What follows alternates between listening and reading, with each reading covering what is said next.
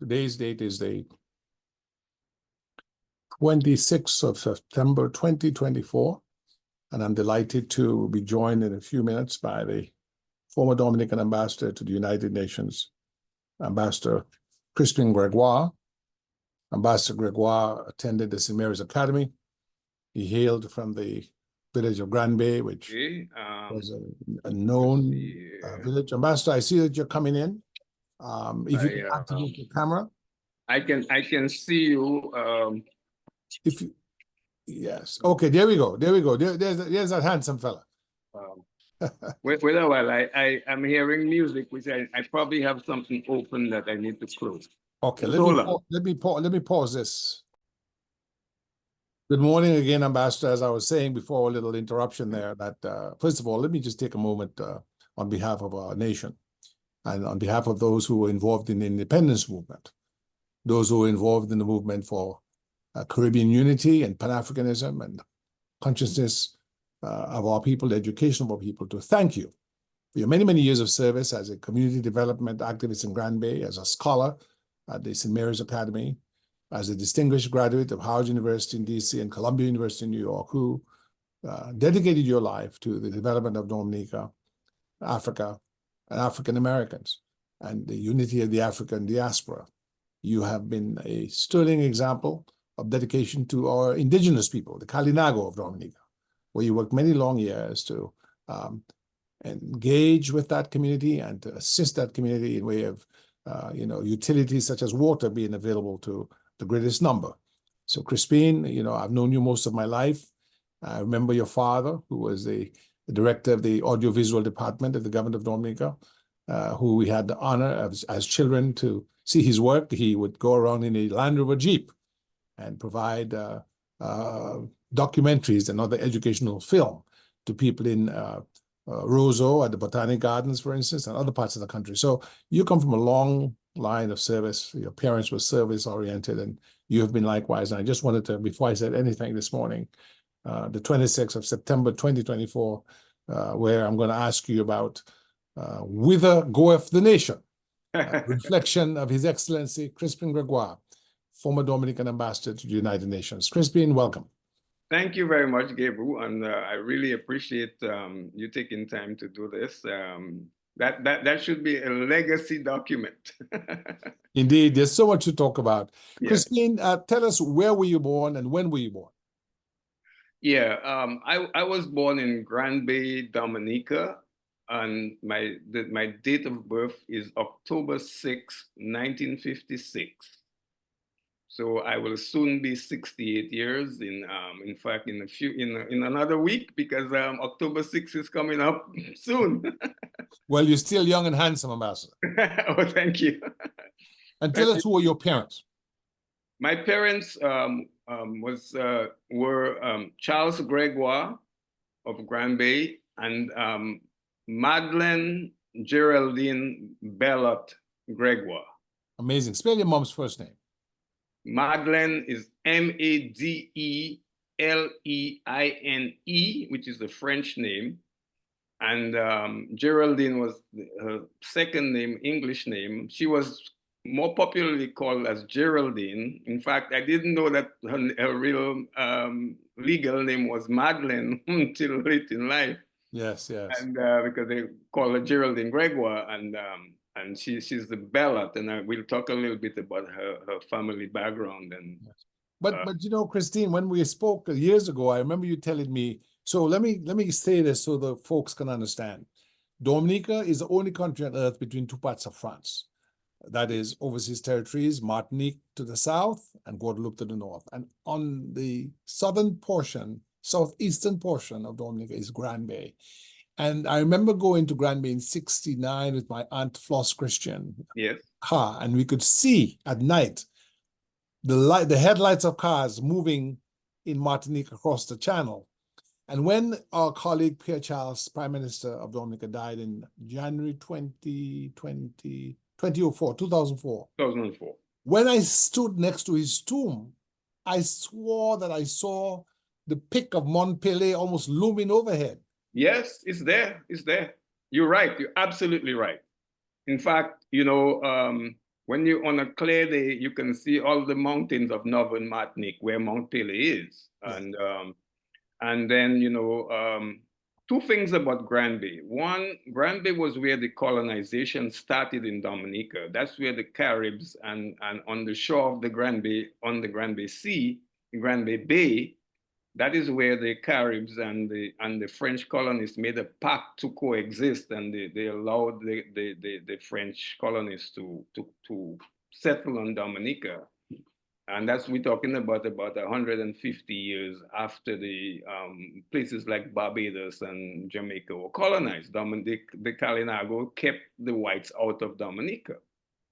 So, but the second thing is that in 1902 we had the volcanic eruption of Mount Pelée in Martinique. And many evacuees were taken to Grand Bay and Point Michel and Soufriere, which is right across the water from northern Martinique. And Delis as well. My father says that the Sorrento family of Dominica, Dr. Sorrento's family. That's correct. So you have the entire Grand Bay from Font Saint-Jean going back to Point Tanama. Most people don't know that place called Point Tanama, which is this jutting piece of rock that juts into the sea and the Grand Bay, what is called the Grand Bay. And then you have the Petite Savane, which is up in the mountains, and there's sort of the admixture of the poor whites who came from Martinique, who intermarried with the Caribs. And that is why the people from Petite Savane are fair in complexion. They have some Stick a pin in that. You know, Ambassador, you are so brilliant. You're giving us an ethno-history of Dominica. So for those who do not know, the people in places like Vacaz, La Ronde, Font Saint-Jean, Petite Savane, Bagatelle, they generally are people who are fairer. Some of them have blue eyes, some have green eyes, some have gray eyes. They are gens de colère, or they're the free, what they call Beke Pov, the poor whites, who intermarried with Africans and with the Carib people. And with the Caribs. And they refer to those people in Dominica, we call them the pieds jaunes. The yellow feet. Right.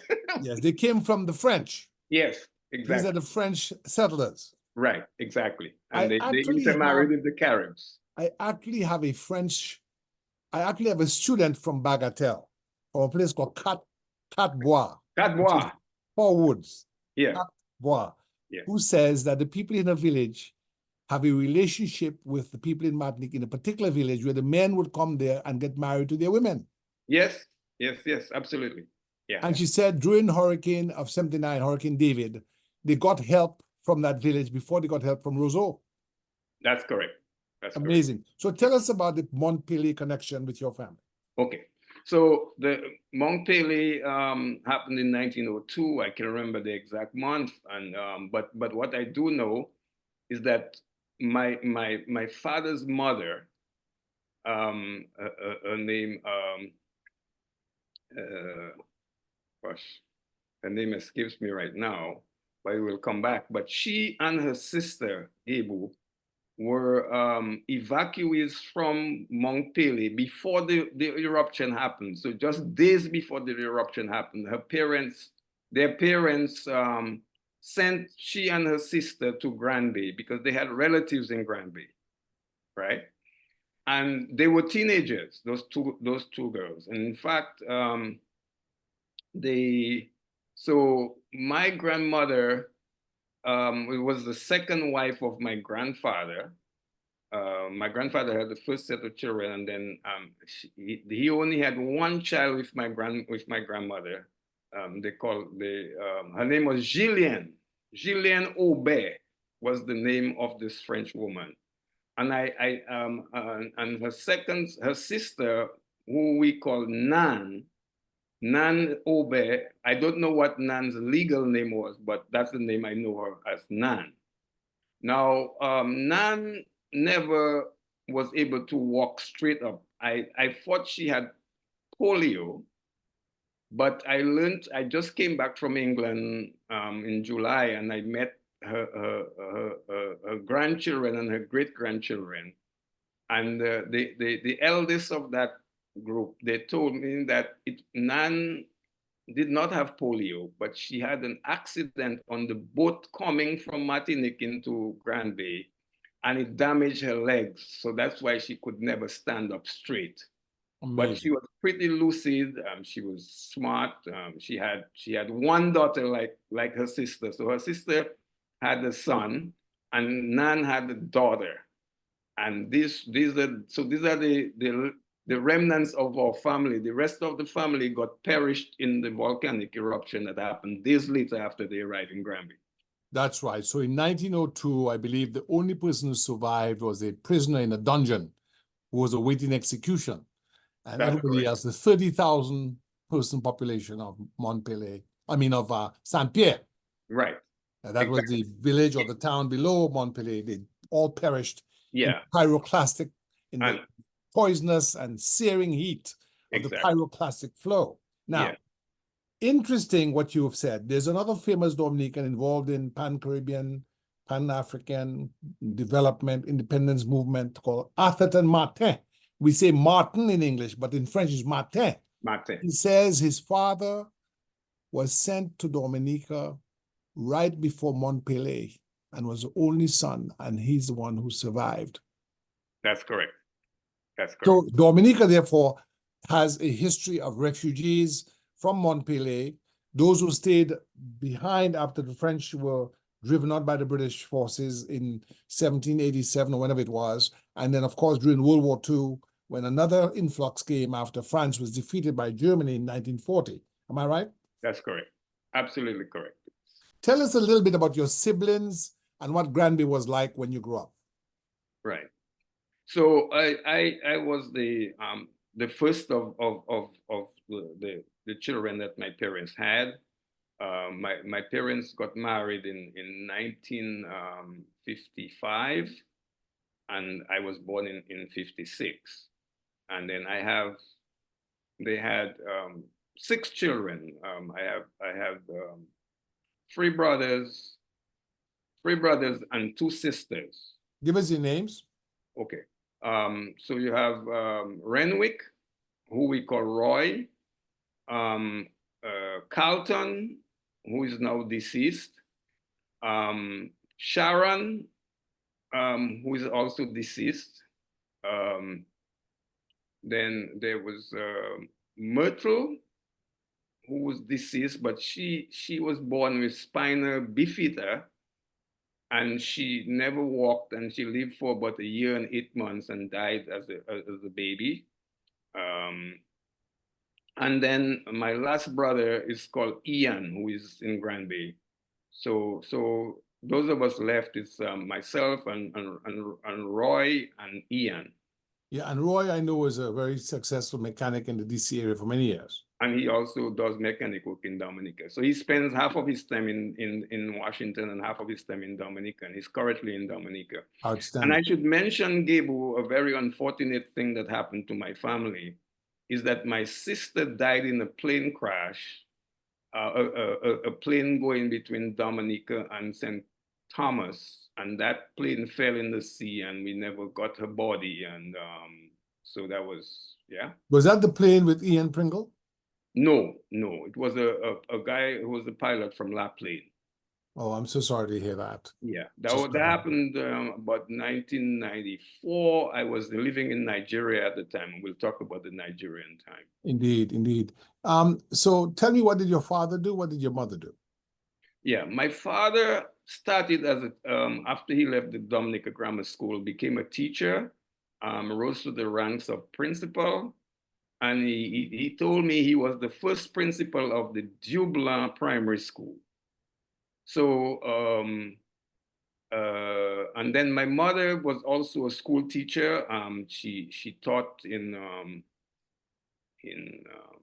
Vacas with my father. Well, we went from Dublin, we went to Vacas, and then my mother taught there for a while, and then, but most of her teaching time was at Granby. She did do a stint at Pichelin School, and she was a phenomenal infant teacher. She taught infants. They're like the first 2 grades of most of her life. She teach those kids who coming in at 5 years, 5, 6 years. Outstanding. Yeah. But And when then your my father left, father, I'm sorry, yeah, my father now, he went to Earlyston Teachers Training College, but where's that located? in Barbados, and that would have been probably before I was born, because I don't know of that time.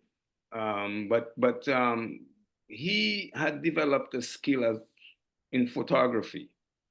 So before he went to teachers training college, he had already been in photography, had his dark room at Grand Bay.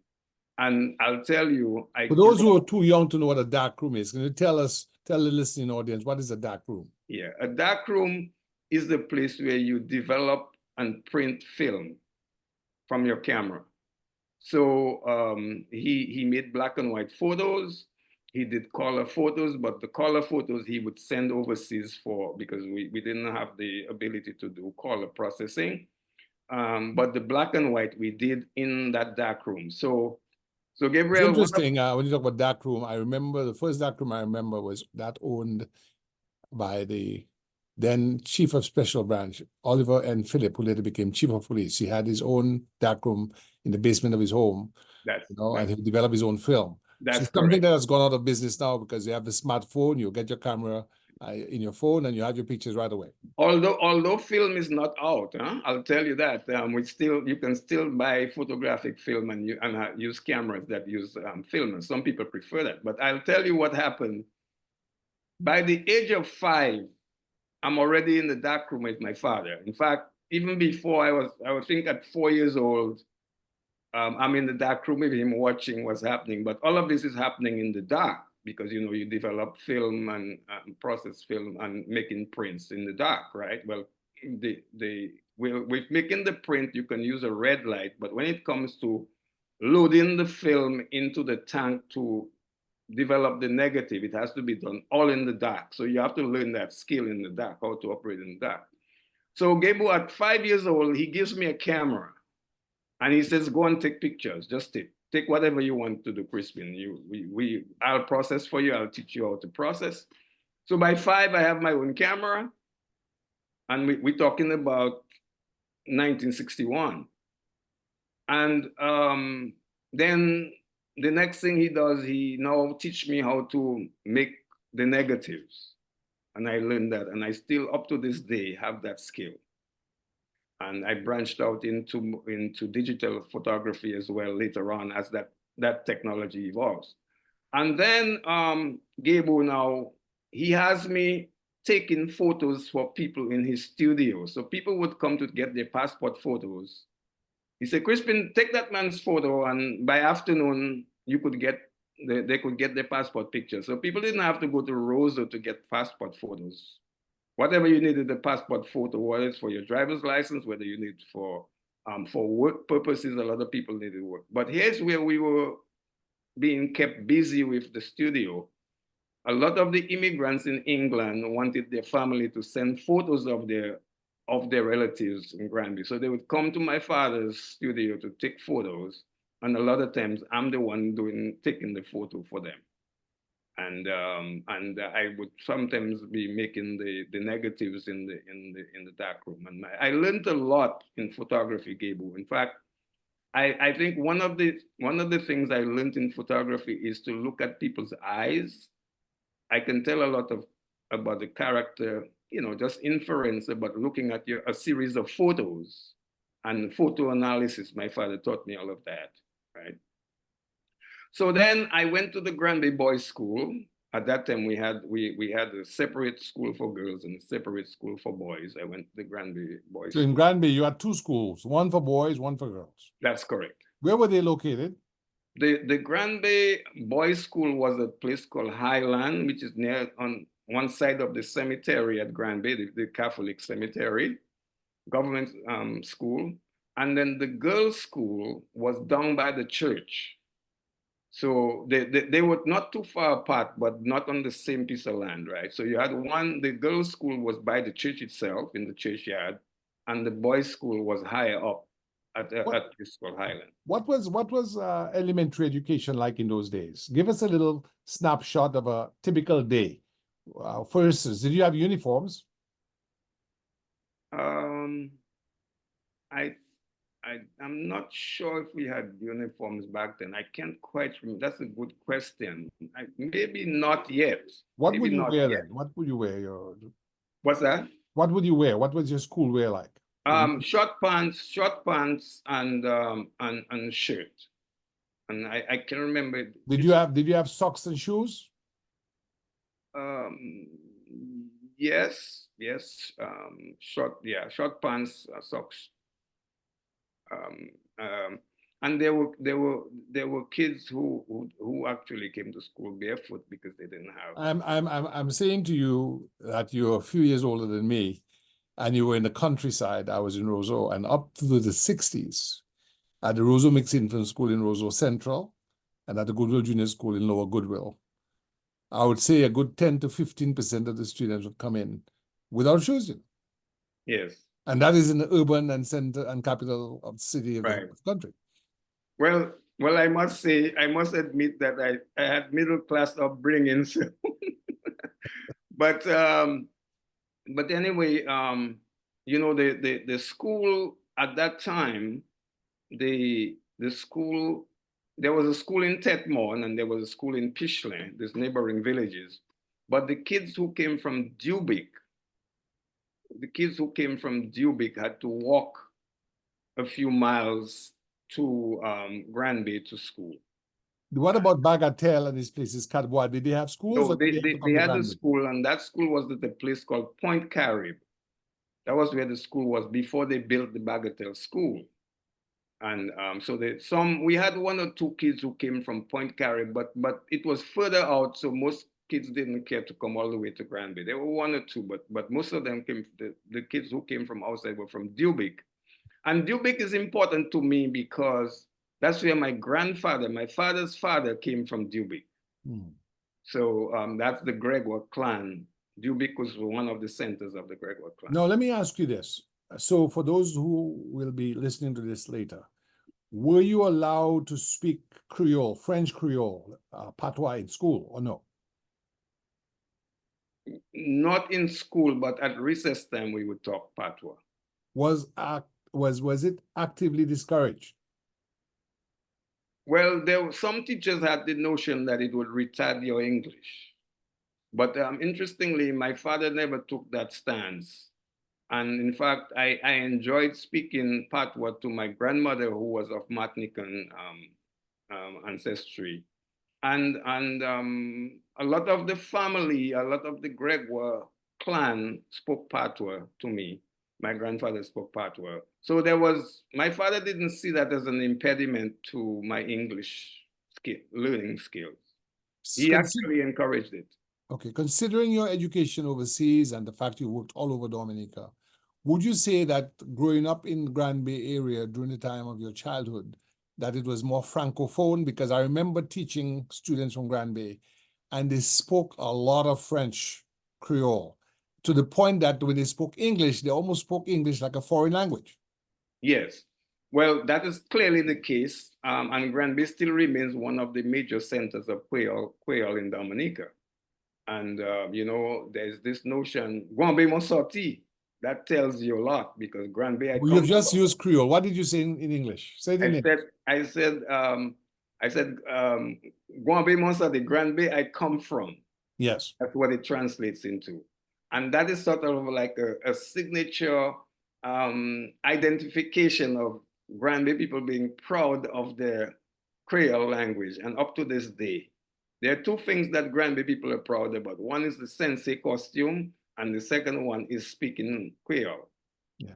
As a matter of fact, Grand Bay is historically known in Dominica as a place of liberation. They used to say South City is Liberation City because it was the site of many slave revolts, and the people had a fierce independence. And during the time you and I were young people, it was the place where the political left, people who were socialist inclined, had a stronghold. Is that correct?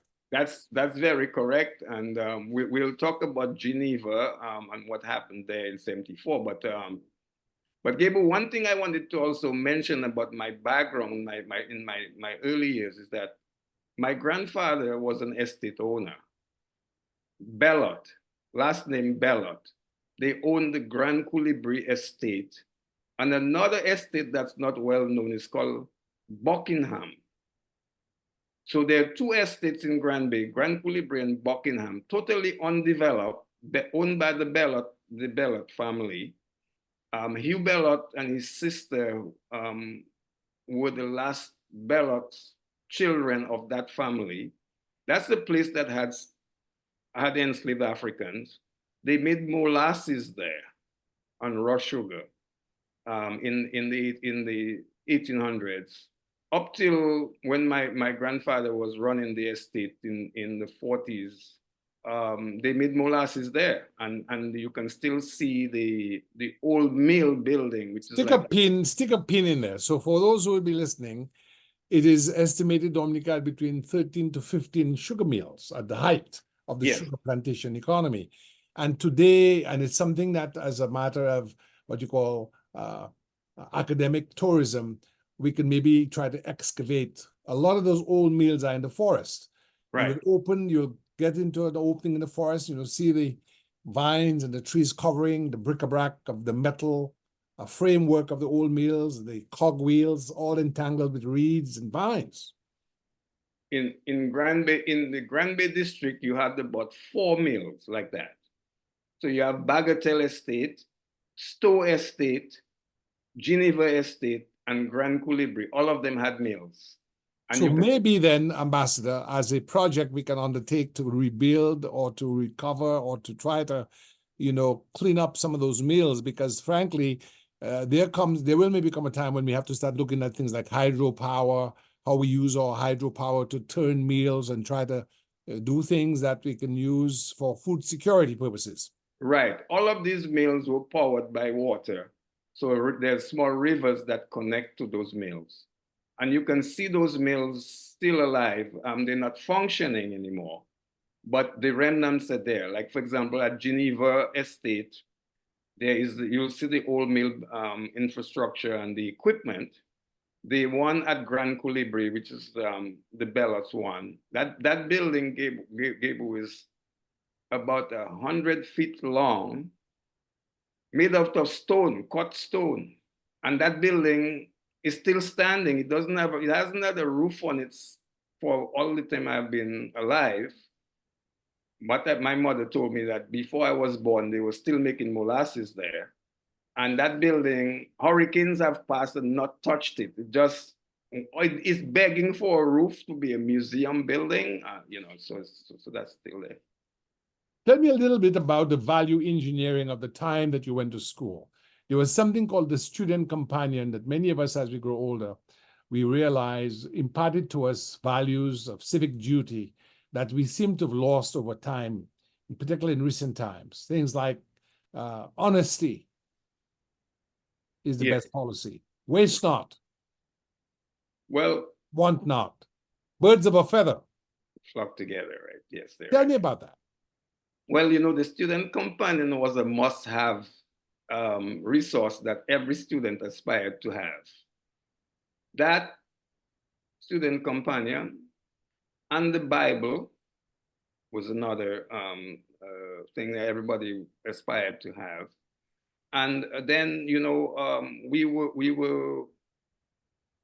learned social studies, from which we learned about all of the civics that you're talking about civic duty, responsibility to give to the community, sharing, doing things cooperatively, doing community service. Can you tell us about Kudme then? Is Kudme coming? What does Kudme mean? Kudme means cooperative hands.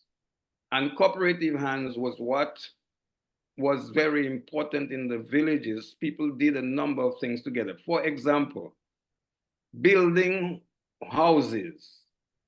In this age, if you want to build a house, you get a contractor to build it. You get an architect to do a plan for you. Back then, there was no such thing. Somebody wants to build a house, the entire community comes together to help that person. They volunteer the labor, they cook food, and the women would be cooking food, the men are constructing the building, they're carpenters. And we were not at that stage, we're talking about 1960s, early 60s, they did not really have too many concrete buildings yet. That comes later in the 60s. But the predominant dwelling house was made out of wood. And what's insignificant about that dwelling house that was built, it had an A-frame design. The architectural style is an A-frame, which, by the way, was learned from the Caribs, and that helped these houses to stand up to the hurricanes. Because this A-frame roof, it has a way of breaking the wind speed, and the wind would go around it rather than lift. So the roofs were not being lifted up as flat roofs are happening today. And that I learned from indigenous architecture. The Caribs typical building is an A-frame. So that the Europeans actually copied that in building the churches. If you look at the churches, the Catholic churches in Dominica and even the Methodist churches, all of them have the A-frame that they borrowed from the Carib architectural style. Amazing. Which is, and the Caribs, their architectural style is an A-frame that goes all the way down to the ground and anchored in the soil, in the ground, even with a thatch roof. We replaced the thatch with galvanized zinc in the 60s.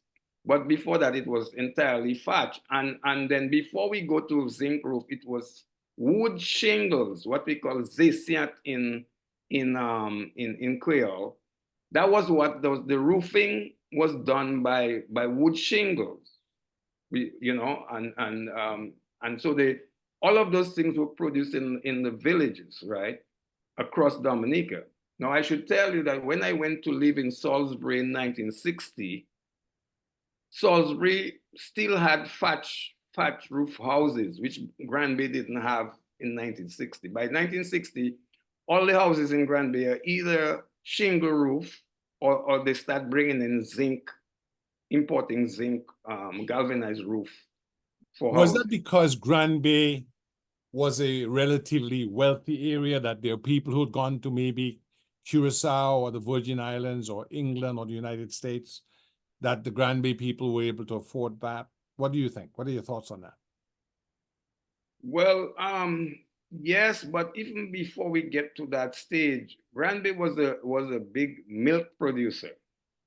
Okay, so for forgetting the diaspora Granburian population, you're saying that when Midnight Groovers, which we will talk about later, the famous band from Granby, the most famous band from Granby, and one of the most famous in Dominica's history, wrote the song "Bring Back the Milk and Honey." Were they talking about the heyday, the golden years of Granby? Absolutely, because Granby was a major milk producer with a lot of dairy farmers. A lot of the farmers had cows, and the women would carry the milk all the way to Roseau. That's 9 miles. Before you had Motorola Road, it was track.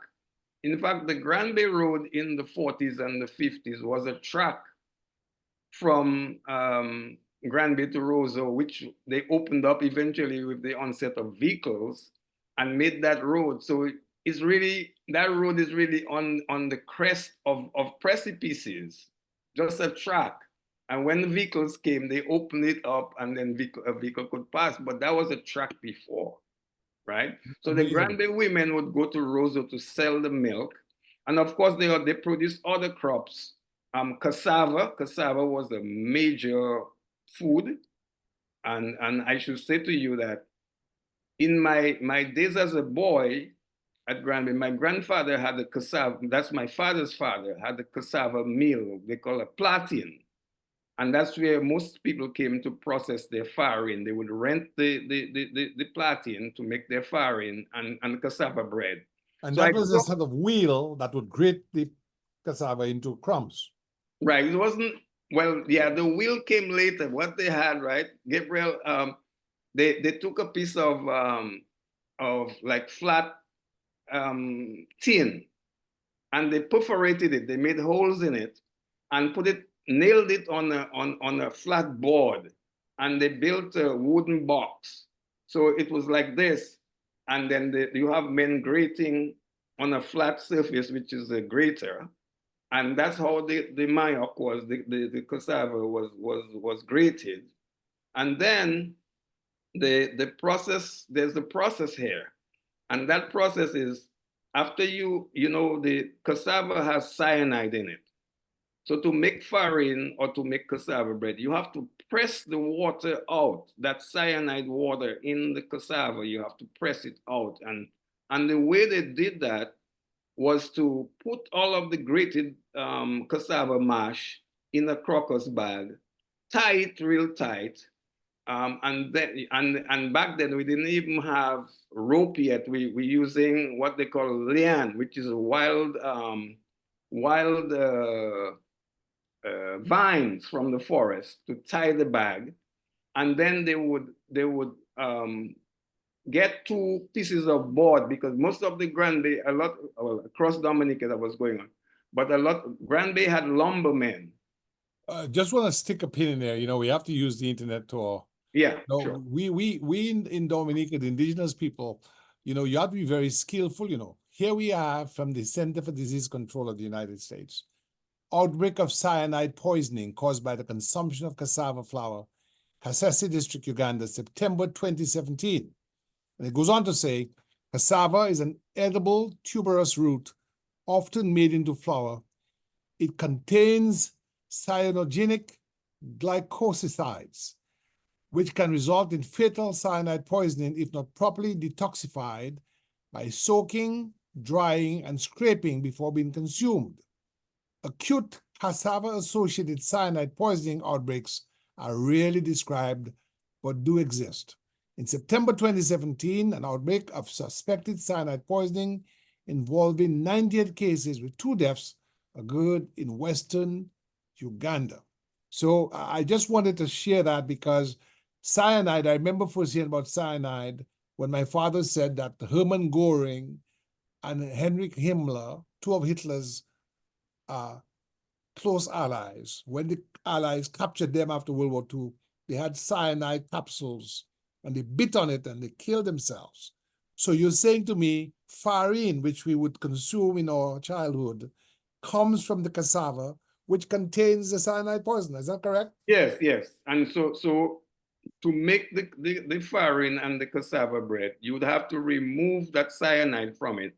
So what they did, they used a piece of board and they put it on that bag and then use rocks, big rocks, and they would let it sit for like 24 hours. And over that 24 hours, the rock pressure on that piece of board will squeeze the water out. Now, that cyanide water is not to be thrown away. That's industrial starch. And that's what we use. That item is what we use to starch clothes. Amazing. Yeah. I remember something like that as a child. Yes. Yes. So, but you better not suck on that clothing because you may. Oh, well, the thing is that you don't want to drink that cyanide water at all, and it would kill. If pigs drink that, they'll be dead. Any animal that drinks that water is a deadly potion. So there's something else I want to mention, Gabe, which I have to mention about my growing up, is that I learned while I'm doing academics in the primary school. My father wants me to have some hard skills, so he sends me to 2 different shops in Grand Bay. One was my uncle had a carpentry shop, so I went to learn carpentry there while going to Grand Bay Boys School, huh? And then the last blacksmith in Grand Bay was our neighbor, and his wife was a relative of my father. So my father sent me to the blacksmith shop to go and learn metallurgy with this blacksmith. Stick a pin in that, Ambassador, because this is very important. Today, we lament the absence of vocational training, the trades like electrical engineering, metallurgical sciences, carpentry, and so forth. Because a lot of our young men and women now lack those skills that were very much present earlier on. We had the Londonderry Youth Camp in the north. We had the Grammar School Technical Wing. Yeah. And then you had blacksmiths. I remember there's a big blacksmith shop by the Rosa River. That's right. Caesar. Exactly. Up to the 1970s. Yeah. Doing metal work. So how important how is that kind of connection between carpentry and metallurgical sciences for your early maturation? Well, I'll tell you, some of these carpentry skills I learned in my uncle's shop when I was like 7, 8. I still have those skills, and I learned how to use the different tools like planes. I love planing stuff, and there are specific planes to give you certain designs, whether it's a groove you want to have on a piece of wood, whether you want to make a hole, so you learn different tools. You know how to use what was called a brace. A brace was actually a drill, but you had to turn it, and then, so my uncle would teach me the importance of what every tool, it's what it does. And you have to master that if you want to be a good craftsman. He made furniture. He made everything, furniture. He made chairs, tables, whatever. If you want to do paneling of a house, he did all of that stuff. Because time is short and we have so much ground to cover, I'm going to Yeah. just chop up the remaining time in Grand Bay in two main areas. Give us a sense of the agricultural productivity of Grand Bay. What did, apart from dairy, cattle, and of course beef come in with that, and milk, what does the Grand Bay produce and sell to other parts of the island? So cassava was a big production. A lot of people grew cassava, and then the entry of bananas as a cash crop, and Grand Bay was a big cash crop place. And Geneva Estate, which was the largest estate in the district, 1,400 acres, was a banana estate. So bananas, then things like plantain and the tubers, dashing, tanias, yams, and also Grand Bay had a lot of what we call wild yams. My grandfather taught me about wild yams. You could go into the forest and find wild yams. And the wild yam was very important for the Maroons. The Maroons were the enslaved Africans who ran away, and that was often what they had to eat, the wild yam. That's correct. And one of these wild yams we call babaole. And when I went to Nigeria, I now understand really what is a babaole in it's actually a Yoruba term. It's really chief of thieves is what it translates to in Yoruba language. But babaole in our context, that yam is because that yam takes over. When you plant it, it takes over the area. It spreads. And that's why they call it babaole, right? Let me ask you this question about agriculture. Yes. The Geneva Estate was owned later on, by the time you were born, by the father of Philip Nassif, I think, Elias Nassif. That's correct. Did they not also have a lot of coconut, and that led to Dominica coconut products? Yes. I believe that the coconut cultivation started with the Lockharts, the family that owned Geneva before. They had the Geneva for 120 years. And that is the place that had slavery, and Geneva in the last years of the slave era leading up to the emancipation had an average of 300 enslaved Africans. And when Mr. Nassif bought the estate in 1949, he set out to make it a banana plantation, and expand the coconut cultivation. So there were acres and acres of coconuts, which became, as you're right, that is where the raw material for Dominica coconut products actually was based. And that led to the production of coconut oil, coconut meal, as well as soap. Yeah, but also coconut fiber mattresses. They actually made mattresses at Geneva from the coir of the coconut. So they would break up the coconut husk and take the fiber to make mattresses. That's before you had foam mattresses. Yeah, so a lot of the homes in Dominica, I can attest to that. Before foam mattresses, or what they call Dunlop, we had what is called the fiber mattress. And of course, the fiber mattress had one peculiarity. It would prick you sometimes. You'd have to lay a blanket on it. Right. Get little prickles. Now, we're going to go to St. Mary's Academy soon. We're going to take the common entrance, but let's talk about Geneva Estate. Yeah. Because while Grand Bay was a place of agricultural dynamism, dairy, cattle, and milk production, maybe some honey as well. I've been told there's several honey farmers. Right. You had a sense of a big degree of industry with the old mills that produced molasses and cassava meal, cassava farine. You also had some dislocation when Geneva came. Nassif evicted about 200 people, and that later came up in the revolt of 1974. I don't want to go too far, but that dislocation created resentment. Is that correct? Absolutely, absolutely.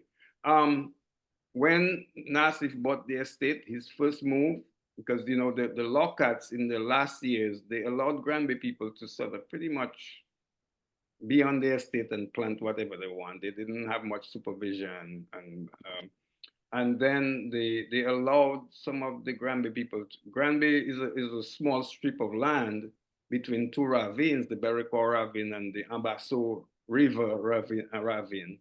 And that's where the ex-slaves settled after slavery when they left Geneva and the other plantations. But it got too small very quickly, so they started to squat on Geneva lands at a place called Highland, where Mantutu's Park is today.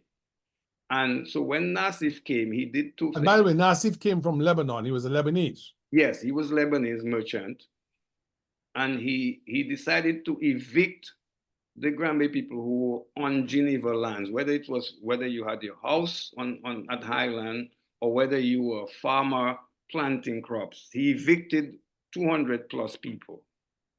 And this is well documented in the UK archives. In fact, I just came from the UK archives in July because I'm doing research to write some publication about Geneva. But the genesis of that resentment you talked about, of Nassif evicting the Granby people, that created a resentment that remained there until Nassif was removed. In fact, at age 4, Gebu, I knew I had learned from the elders about that eviction that happened at Geneva.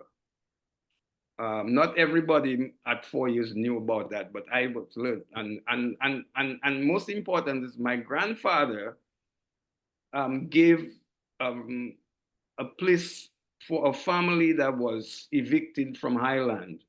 He gave them a place to stay, put their house just behind his house. So I, you know, and then I was learning a lot of stuff when I go to the Platin at night and these elders are talking. Since I know Creole, I'm hearing all of these stories about Highland and Nassif and Geneva at 4 years old. Yeah. And sticking a pin in there, in those days, the houses were small. People could carry them on a truck or roll them on logs. Is that right? They roll them on logs. There were not many trucks then. They roll them on logs. They would move a whole house on logs, wrong logs. And that's how most of the houses will move from one place to the other. Or they would just simply, a house has 4 walls, 4 wooden walls. They would take the walls apart and they would carry it, and men would carry it, and they would figure out a way to move it from one place to the other, and then they would reassemble it in that new place. Amazing. Now we get into the St. Mary's Academy. Did you take the common entrance exam? I took the common entrance exam. I was actually 10 years old when I took it and passed. And it's just for those who are not familiar, the common entrance exam was the exam to get into high school. That's correct. And you know, that was a very competitive exam because there were only 4 high schools at the time and limited places. Can you name them? Pardon? Can you name those schools? Yes. So there was the Dominica Grammar School, which would have been the oldest school, I think, and maybe the Convent High School maybe be the second oldest. I'm not sure which one. Maybe the Convent High School actually is the oldest. Is the oldest, yes. It was for girls, right. Followed by the Dominica Grammar School in 1893 for boys. Yeah. Then the St. Mary's Academy. Wesley High School and the St. Mary's Academy. Yeah. So the 2 schools for boys were the St. Mary's Academy and the Dominica Grammar School. That's correct. The 2 schools for girls were the Convent High School and the Wesley High School. Wesley High School being run by the Methodist Church, and yes. the Convent High School being run by the Catholic Church. That's correct. St. Mary's Academy was also run by the Catholic Church. In those days, would you say the Catholic Church stood in dominance in Dominica? Oh, the Catholic Church was dominant in Dominica in those days. In fact, you didn't really have evangelical churches yet. So you had basically 2 religions. You had Catholic, Methodist, but Anglican. There was Roseau had an Anglican church, and I believe that they Portsmouth had also, a there were two Portsmouth Anglican churches, Rosewood and right. Portsmouth. But Grand Bay also had the Methodist church that declined over time. During in my in when I was a boy in before I went to high school, that church declined, and that building, that church building, was still there. But I think now it's no longer there. But after I took the exam, I got in. I got in, and I'll tell you, my preference was to go to the grammar school. But my father, even though my father was a graduate of the grammar school, he said, I like the discipline at SMA, so that's where you're going to go. So I went. What was it like at SMA in those days? Very interesting. Now I'm dealing with that's my first coming before white people. The SMA was run by the Christian brothers. First, they were from Ireland, but then by the time I got to SMA, they were Canadian and one or two American Christian brothers. And Gable, they were rigid with their discipline, and corporal punishment was part of that discipline context. And I actually got caned twice for being unruly, right? So they would hit you. Who were the principals? Who was the principal? I'm sorry. When I first went there, it was a brother called Brother Sullivan, followed by Brother Bassett, and then Brother Estrada. Okay. Tell us about what happened on the Brother Estrada. Yes. On the Was he like a Hispanic American? I believe he comes from a Hispanic American background, yes. I didn't know much about his family background, but I believe that Estrada, he was definitely American, not Canadian. But did he look like a Hispanic in his show? Yeah, he looked Hispanic. And at the time that I'm starting SMA around 1967, and very soon in that 67, 68, the onset of Black Power, the Black Power movement mushrooms and starts to develop. And SMA becomes the center of the Black Power movement. And consequently, and the next thing that happens, by the time I get to second form, you have the incarceration of Rosie Douglas, the Sir George William University incident where Rosie Douglas. And for those who are listening, Rosie Douglas was later on the Prime Minister of Dominica, but at that time he was a student at McGill University in Montreal, Canada. And in 69 had led in 68 had organized the Black Writers Congress with people like Stokely Carmichael and Bobby Seale and Walter Rodney, and it is called on Wikipedia the largest Black Power gathering in history outside the United States. That is correct. And he was the co-chairman of that with a Haitian doctor whose name I can't recall. And then the following year, 69, he leads the uprising at Sir George William University against racial discrimination perpetrated upon Caribbean students. That's correct. Right. And what were the repercussions of that in Dominica? Well, the interesting thing at that time, there was a Canadian company called Dominica Timbers. And the first line of protest was to go and protest against Dominica Timbers because they were Canadian. And for those who don't know, at that time, Dominica Timbers was harvesting Dominican hardwood in the interior. And you'd see huge trailers up and down the roads. And there was a huge sawmill at Canefield, where the airport is now.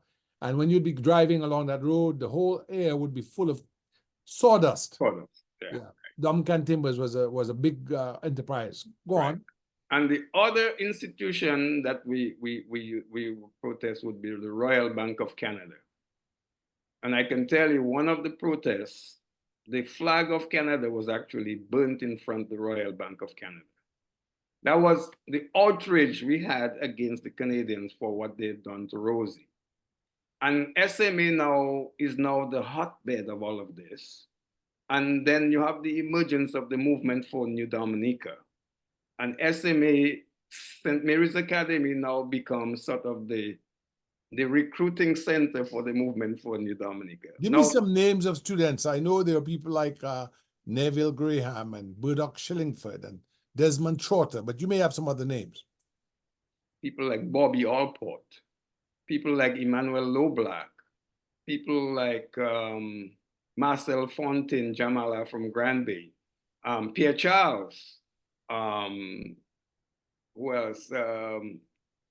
David Pers- Kentish, David Kentish, yeah, there's a guy called Percival Marie.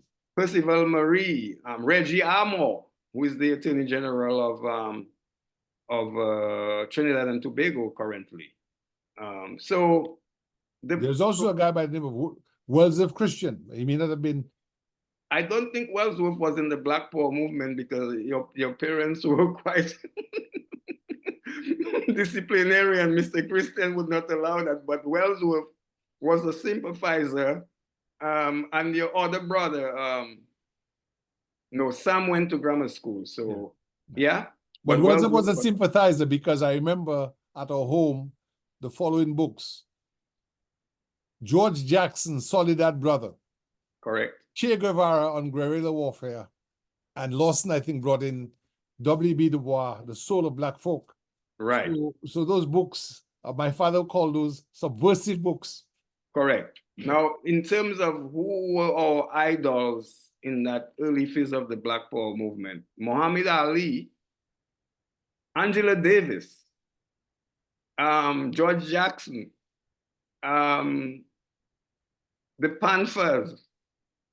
You know, we've been following. And you're talking about the Black Panthers for self-defense. The Black Panthers. We were following all of this. In that, do you know I borrowed a book by a gentleman who was in the '63 fire called Webb. He's a welder from Newtown.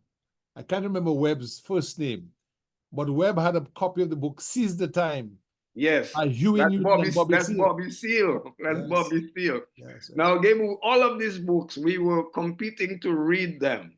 Now, that's not on the curriculum. You know, this is what outside. As a matter of fact, I think the population of Dominica and those who will listen to this need to know that the new organization for Pan-Africanism and independence and against anti-colonial in its philosophy was the Movement for New Dominica. And it was made up of the better educated classes in way of this intelligentsia. They were gravitating towards that. And because of their studious nature, they were the usually best students. There was a library on Canal Lane at the headquarters of a Movement for New Dominica.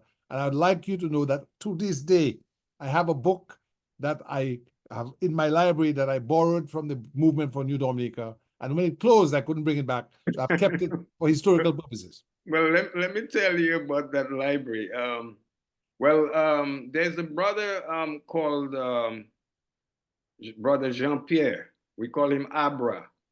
Abra was one of the main organizers of that library, along with the students, the people who came back from university. What was happening is that the universities, their vacation started as early as May, some of them. And the Dominican students, that first wave of university graduates, they would come home from the US and UE, but mainly from the US. When you say UE, you mean the University of the University of the West Indies, yes. And they would be lecturing us. So people like Joey Peltier, people like Ron Green, people like who can I remember? Gilroy Castor. Atherton Martin, Sister Nats, Natalie Charles. All of these people, Cecilia Green, they would come and they would be doing teachings and teaching us about Dr. William Para-Rivere. Absolutely. One of the major stalwarts. Bernard Wilshire. Well, Bernard came a little later. He came in the 70s, mid-70s. I remember when he first came to Dominica, he was doing his PhD at Columbia University, and he came in after the Geneva Uprising in '74 when he came. So, but what is interesting about the library at Canal Lane? It was also Canal Lane is in Lower Goodwill. In Lower Goodwill, overlooking the Roseau River. That's correct. It's also the place where the organ of the movement for New Dominica, which was called Travail, was Travail also is a Creole, the French Creole word for work. For work. So the movement for New Dominica had its own newspaper, and that was called Tuavai. That's correct. And that is where it was being, you know, back then we used duplicating machines and Mimeo technology to put out these sheets, but very effective. It comes out every week. And I remember one of the last editors of Tuavai was Desmond Trotter. But here's the interesting thing that was happening. We soon encountered hostility from the Dominica police because they dubbed us leftists, communists, whatever. And they would raid the Canal Lane Library of the Movement for New Dominica and take the books, take our books, and throw them down and do all kind of stuff. So here's what we would do now. The Movement for New Dominica declared that Grand Bay is a safe zone. So a lot of the meetings were held in Grand Bay. And my job was the custodian of the minutes of these meetings. I held that in Grand Bay, so the police cannot get that. Because once these guys leave Grand Bay going back to Rosa, once they get to Snug Corner, where the Shillingfords are the nested, police are waiting for them. Police are there, and they would typically want to get the minutes of these meetings, but that's in Grand Bay in safekeeping. And then by the time I got to 17, Gable, because I left SMA at 16, by 17, I'm now elected to the Central Committee of the Movement for New Dominica. Most people don't know. So I'm talking to a member of the Central Committee of That's the correct. Pan-Africanist and Revolutionary Movement for New Dominica right now. Yes. So that, and then now at that point, I'm also teaching at the Grand Bay School. Who at that time was the head of the Movement for New Dominica? That's a good question. I can't even remember, but I'll tell you who were the people who were in the Central Committee with me. I was a young Turk, but the older guys, you had Ron Green, you had Cecilia Green, you had a sister called, we call her Baby. I don't remember what Baby's last name is. You had Aurelius Jolly. You had Joey Peltier, you had Francisco Esprit, you had Desmond Trotter. And you know, as you mentioned, Desmond Trotter, one of the things that happened as the movement grew is the emergence of the Dread movement. Yes. So what happened is, and we said that in the book, In Search of Eden, Urban Andrea and I wrote in 92, we talk about a split in the Black Power movement, where some element moved towards socialism and scientific socialism and Marxism-Leninism, and another element moved towards Rastafarianism, or what became, known as the Dread movement in Dominica, red of dreadlocks, yes, and the honoring of Emperor Haile Selassie. That's right. And the retreat into the hills, away from the city, into Zion. So the mountainous fastness of Dominica became the Zion, where they went to the old maroon camps that the enslaved Africans who revolted had established. So it was almost a retreat from modern society, going back to some sort of recreation in their mind of an African nirvana, an African paradise called Zion. Right. And of course, in 1974, 50 years ago, we had the passage of the Notorious Prohibited and Undesirable Societies Act, aka, or also known as the Dread Act. Dread Act. When it, well, I should say to you, Gabriel, that what led to that retreat into the mountains was the fact that the middle class and upper class of Dominica detested dreadlocks and also the smoking of marijuana. And then the police pushed the dreadlocks guys out of Roseau, and they ended up in the mountains and then did just what you said. And the police, there was a lot of brutality from the police. They beat people. I got myself caught in a lot of roadblocks going to places like Portsmouth to have meetings with the older leaders of the Movement for New Dominica. And I remember a lot of times the police, they stop us at machine gun point. I mean, you know, and they would say, little boy, what are you doing with this old man? Leave this, you know, leave this man alone. They will lead you astray. And they, but I was learning, I learned a lot. So at 17, I'm involved full time in the movement, although I'm teaching at the Granby School. Let me ask you for a second before you get to the uprising. Yes. What effect did the killing of the American tourist John G. Rezek next to the Fortune Hotel have on the movement, and the arrest of Roy Mason and Desmond Trotter for the murder, for the Yes. killing? Right. It was an unfortunate development which really cast a spell on the movement, a negative. From the standpoint of most Dominicans, they thought that was a heinous act and so on. And I don't know all the details of why that happened and so on. But anyway, Suffice it to say, for the record, Roy Mason was acquitted. He was represented by, I believe, Brian Alleyne, and Desmond Trotter, who was represented by the future leader of the Grenada Revolution, Maurice Bishop. Attorney Maurice Bishop was convicted and sentenced to hang.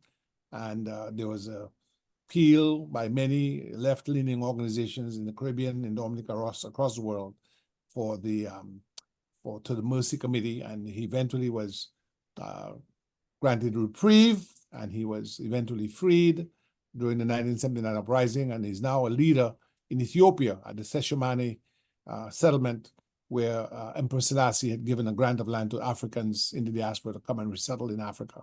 That's correct. So, now, what happened when I got to university, I now become a member of the Desmond Trotter Defense Committee, which was based in New York and led by Bernard Wilshire. And we worked very tirelessly to. So when did you come to the United States? What year? I came in 1975. So you're out of grammar school, I mean SMA, for how many years before you left? I actually spent, instead of 5 years, I did 6 years, because I actually squandered my second year, and when my parents were in England, and I failed the course. I think I failed 2 classes, and I had to do what they call double. Yes. Because did you, so you left the SMA in what year? 73. 1973. Yeah, and the uprising at Granby was in 74, wasn't 74. It? Yes. So I went to Granby School to teach in 73. The uprising starts in 74. But what is interesting, a connection between the killing of the tourists in the Carnival of 74. Right. That is the same carnival in Granby that the police tried to stop the Sensei, and the Granby youth and the police had a skirmish. I remember and just so for those who are listening, the Sensei is an African descended costume made of rope that covers the body, and had been banned after the fire of 63 that resulted in the death of 3 Dominicans, Eddie Martin, or Mate, George James, and Eric Shillingford. Right. So by 74, it had been banned for about 10 years. But in certain parts of the countryside, they still carried on that tradition in rebellion against authority, and Granby being the most notorious. Because I'll tell you, even as late as 1979, 81, Anthony Laron, who later became the Attorney General of Dominica, showed me pictures of people in Granby when Sensei was banned, with Sensei and rifles in the band. They were carrying rifles, muskets in the band. Yeah, right. Granby has never stopped Sensei. Police or no police, Granby people have nothing can stop Sensei. But what about the tradition of carrying muskets in the band? Well, there was always the tradition of having something in your hand. And the muskets was to alert people that the Sensei are out. So they would fire things up in the air. But every Sensei has what's called a butu, a club. And when they're dancing, they have their club in their hand. But there was another costume called the Black Devils. And so you had Sensei and Black Devils. But I'll tell you, during that carnival, there was rivalry among the villages as to who had the better band. I'll tell you, the people from the Grand Coulibaly estate, they had the best drums. They actually, many of the enslaved Africans who were taken to that plantation come from Central Africa. They call them Waskongo, right? They make they are different from the what we call the Lale people. Grand Bay is a cluster of villages. So you have Tetmon, you have Grand Coulibaly, you have Hagley, you have Dubik, you have Lale, and so on, Pishland. So all of these communities have different traditions, and it goes back into the slavery era. So I would say that the people who came from Grand Coulibaly, there was a strong Central African component of these people, whereas the Granby people tend to be more Igbos. The people on Geneva Estate, what we call Lale, tended to be more of Igbo. Some people from Eastern Nigeria, the Igbos are Eastern Nigerians, but there are other. And you're married to an Igbo right now. What's her name? Her name is Elvira Oluchi. And your children's names? My children's names, well, I have 3 children from my first wife, who is Panamanian. We have a son called Mandela. We name him after Nelson. What is your first wife's name? Dr. Natalia Canem. Was she of the West Indian descent? Absolutely. Her father's family came from Jamaica. And so, just for the record, the West Indians came from the islands like Dominica, Jamaica, Barbados, Antigua, Trinidad to build the Panama Canal in the last century. Right. And their descendants remain in Panama as a very vibrant element of that population. Exactly. So her mother's family come from St. Lucia. So they were born, her mother and father were born in Panama, of these immigrants who went to Panama. And she was born in Panama, and I met her at university, and we got married, and we had one child. We call him Mandela Crispin Gregoire. Mandela, after, of course, the great anti-apartheid leader Nelson Mandela. That's correct. Is there a tradition among the leaders of the Pan-African movement in Dominica to name their children after great African leaders? Yes, yes. In fact, there are many Dominicans with African names coming from that Black Power era. You mean like Samora and Makonnen and Mandela? Kwame and yes, and then also Gebu. When in my high school, all of us at SMA, we had African names. I mean, my African name was Amiri. My African name was Guinea-Bissau. Exactly.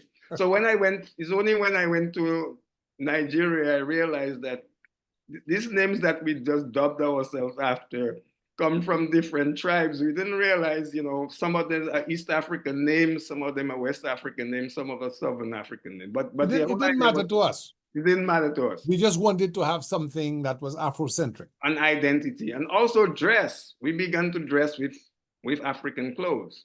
That's right. So going back to 74, when this thing happened in Roseau with By the way, just like you dress today, describe the clothing you are wearing. Well, I'm wearing Nigerian Ashoke cloth, which is woven textile that's woven on a loom. Indigenous to Nigeria. Indigenous to Nigeria. Now, Nigeria has 200 ethnic groups, and every one of these ethnic groups have their traditional cloth.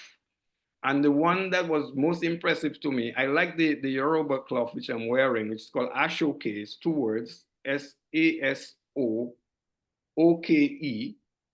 But the Igbo people, their cloth is called Akwete. And Gebu, what is significant about the weaving process of these tribes is that they might use a different loom. The machine it's a handmade machine of wood that they make to pull the threads together to make cloth. The Yorubas make a strip of cloth, and those people who are familiar with Kente cloth know it comes in strips, and you sew everything together and you make a garment like what I'm wearing. But the Akwete cloth that the Igbo people use, they weave a whole large piece of cloth, not in strips. It's a large thing. And then the way you can tell the difference between a Yoruba woman and an Igbo woman, the Igbo women wear this large cloth and they wear two. So when you see this, the wrap and the wrap of a Igbo woman, it's a double wrap. So there's one wrap and another one superimposed. That's how you can tell a Yoruba woman from a Igbo woman, right? Amazing. Yeah. So and we'll talk a little bit about that because I worked with in Nigeria in the villages. But going back Well, to I know we stepped ahead. The reason yes, you're so skillful in your recitation of the textiles of Nigeria and the ethno history of Nigeria is because after you graduated from college in the United States, you became a development worker in Nigeria for the Ford Foundation. Is that correct? yeah. Well, before that, what I did, like most of us who were in the Black Power movement, we are going to go to get higher education to come back. So I came back. So I finished my master's in 1982. Before you go to your master's, when you first came to the United States, where did you go to study? I went to study in Virginia. My father knew a white family who said that I could live with them and I would just do chores around the house and cut the grass and then I would earn my board and lodge through that.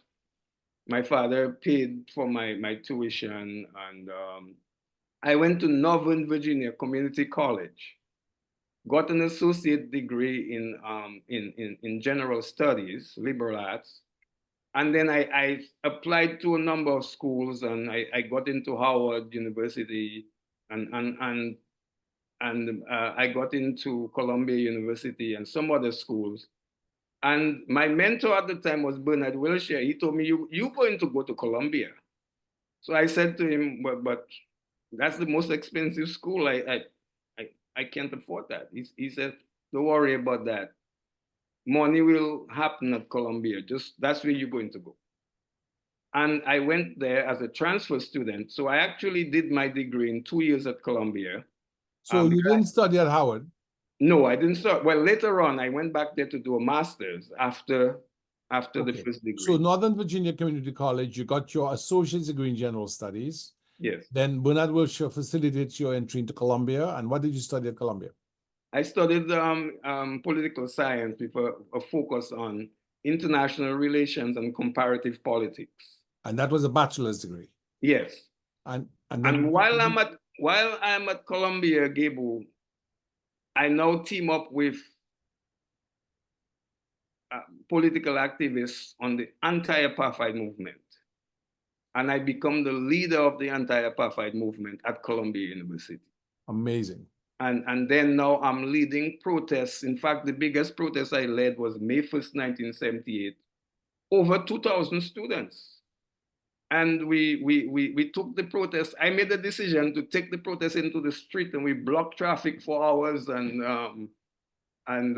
students were revved up. When they came back to campus, they took over the business school. And it's amazing the role of West Indian students in North America. You have Rosie Douglas in Canada. Right. Leading the Sir George Williams University Uprising in 1969. Before that, the Black Writers Conference in 1968. You have Crispin Gregoire leading the anti-apartheid movement in 1978 at Columbia University. Right. In New York, in Boston, I believe people like Joey PLT was similarly engaged in the Black Power movement. That's correct. You have Ron Green going to Mississippi with the Student Nonviolence Coordinating Committee, SNCC, of John Lewis, to register African Americans to vote and getting arrested twice. Yes, right. When I came to Washington, I told Ron, despite Dr. Wells of Christian's admonition to stay away from politics, within 3 months, I was the chairman of the University of DC's Student Coalition Against Racism and Apartheid and led the delegation from UDC to the 1984 Anti-Apartheid Summit at City University of New York, Hunter College. Right. So why is it that West Indian students find themselves involved in such political mobilization for Pan-Africanism, civil rights, Black Power? What was in our character that allowed for that? Well, we were the first generation of people who were involved in the anti-colonial struggle. And we saw, you know, that kind of, we're preparing now for. Stick a pin in that. Are you saying to me that the enslaved Africans who revolted were not involved in the anti-colonial struggle? They were the leaders, they were the first ones. But in terms of post-slavery, I see.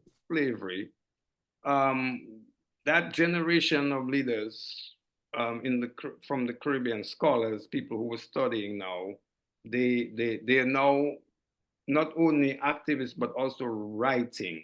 Because Gabriel, while I was at Columbia, that's when I met Walter Rodney. And how do you think I met Walter Rodney is the famous Dr. Walter Rodney who wrote the book, How Europe Underdeveloped Africa. Right. And he wrote another book. He wrote other books, but one is called Grounding with My Brothers, which was the first book that I read when I was in the Black Power movement. And then he wrote a book which I've always wanted to read, and I need to get a copy, is The History of the Upper Guinea Coast. That's an important book on the transatlantic slave trade. But Walter Rodney used to come to Columbia to do lectures. And I happened to be also the president of the Caribbean Students Association. So he had to deal with me, and I'm the one making sure that he's getting his honorarium, and we were close buddies. Like for the 2 years I was there, he would come every year. So you knew Dr. Walter Rodney personally? I knew him personally, and I knew his wife personally as well. Yeah, and he was born in Guyana. He was born in Guyana, and we used to hang out yeah.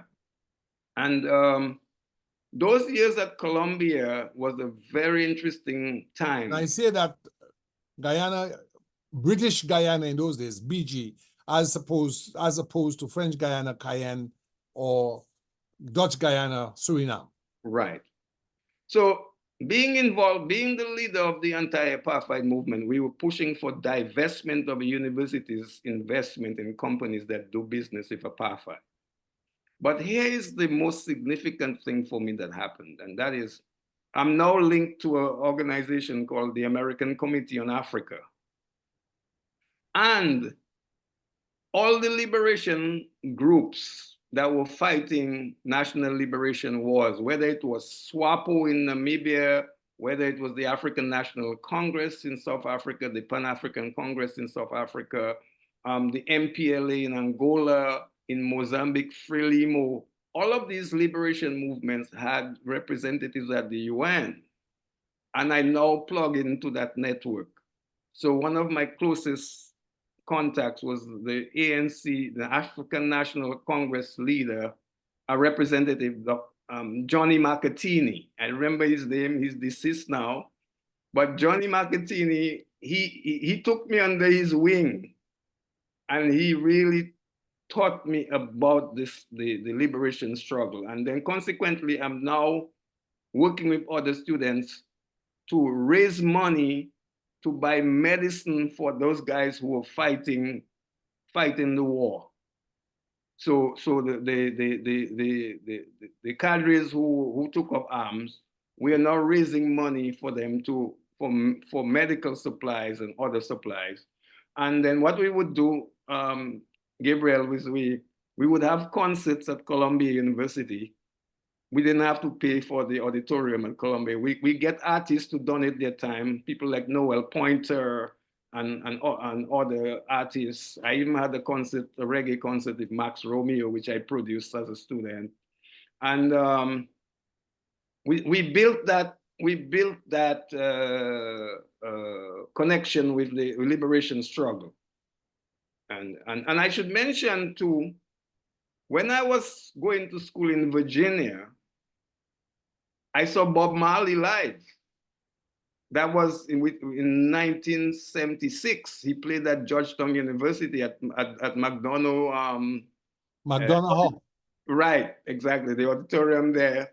And I was writing for the school newspaper. I wrote a review of that concert, and man, that was this. They said that was one of the best pieces they had read about a concert, right? And even my journalism teacher, she was really impressed with my ability to start Crispin, writing. you know, you've had a fascinating life, and I'm thinking about your work for African liberation, and we're going to talk about when you became ambassador under Rosie Douglas. Yeah. Rosie Douglas became the executive director of World Mataba in Sirte, Libya.